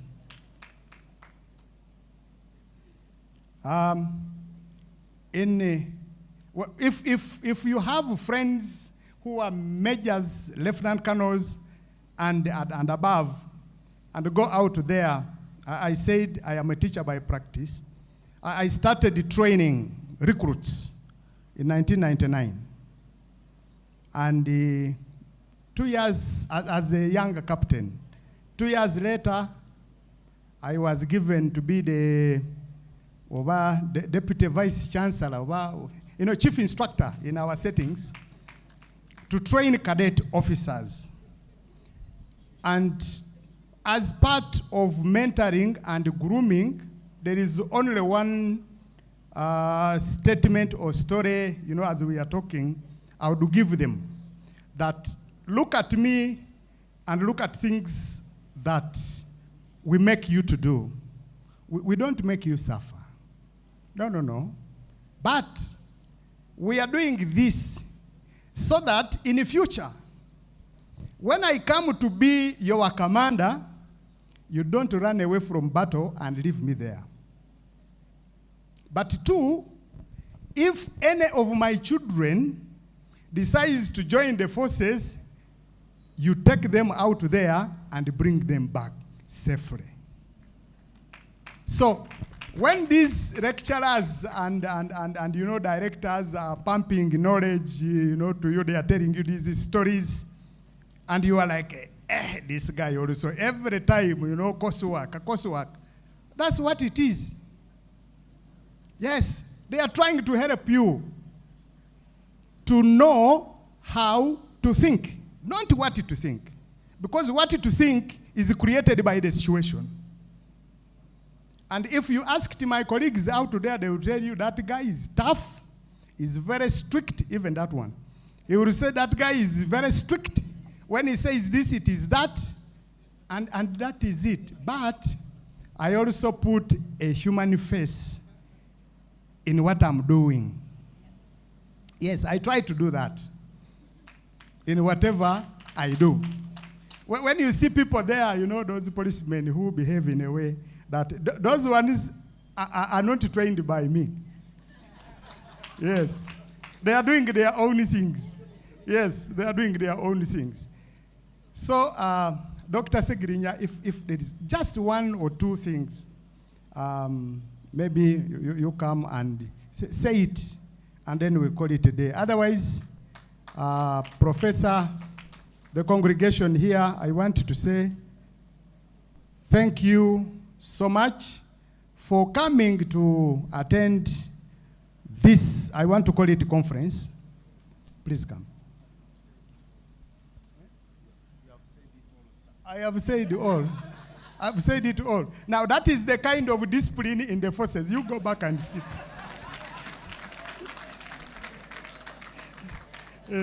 So that is the kind of discipline that is required of you when you finally get or land a job. Your boss is your boss. There are certain things that we do and think, oh no, me, my boss is not this and that and that. He's still your boss. The final thing that I want to talk about here, for those of us who are going to be sponsored, to go to UK and all those other areas, even companies within Uganda, get a job for yourself is, as workers at this level, avoid corruption tendencies. Never be there and start thinking that you are smart and you do something and think the boss is not watching. You got it wrong. The boss will always have an eye.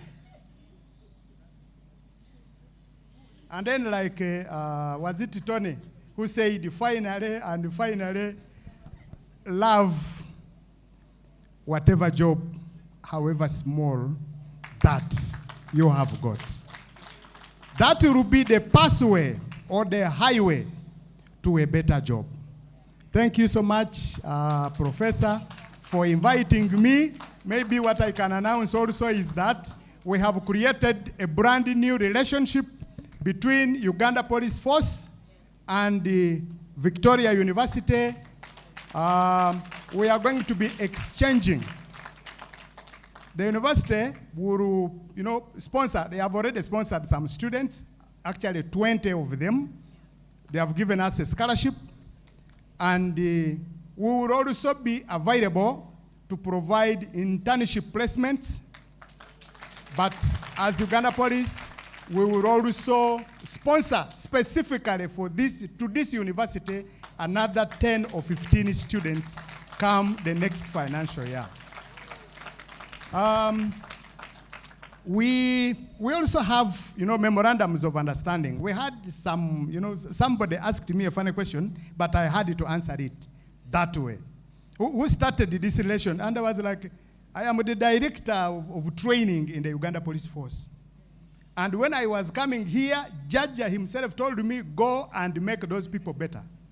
So, when I come up with the, opportunities outside the police to improve the officers, I think I'm doing it for the country, not for myself. So he was like, okay, we have heard, we are going to work on it. So in the due course, we are going to have the signing ceremony, and that will be it. We have, no, we are not going to be dealing with only police training. We need to move on, improve our officers. So we have a program there. We also have an MOU with the UMY to specifically teach organizational leadership and management, specifically designed for police. Yes. So that's about it. Once again, thank you, sir, for inviting me. Thank you for being a personal friend to me. Madam Matovu, she's always, Afende, are you there? What are we hoping for? So thank you also for, keep checking on me. And indeed, thank you very much for coming to listen to us and all those who have spoken before me. Thanks a lot, and God bless all of us. Ladies and gentlemen, round of applause for our guest of honor, Brigadier General Godfrey Goloba. We appreciate your kind words. And I know we didn't miss it when we said you're a guest of honor. Have we enjoyed his talk? Can we give him another round of applause?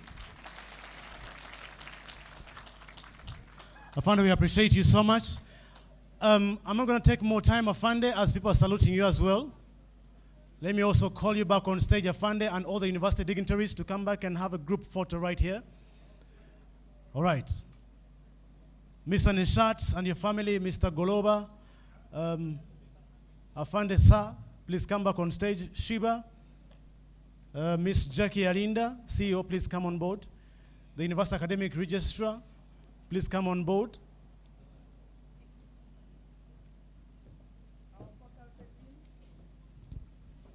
Yes, the family of Mr. Nishat. Faculty deans, please come on board. Faculty deans, come on board. Liz, Mweru, I can't forget you. Please come on board. I want to recognize the presence of one of Uganda's finest career coaches, Anita Muhere Malinga. You can stand up for recognition, Anita. Anita's been a personal friend for 9 years, and she's a career coach. I met her quite some time back. We appreciate your presence here, Anita. We also want to say thank you to people who have joined us who are not students here, but who've joined us today. We appreciate you so much.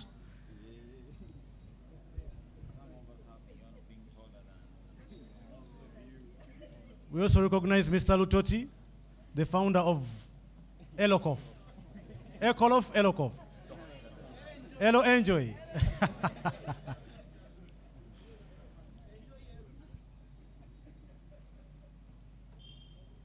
Photographers, if you're done, let us know.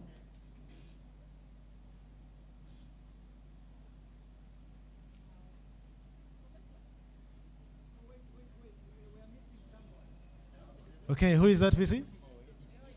All right. The human resource capitalist.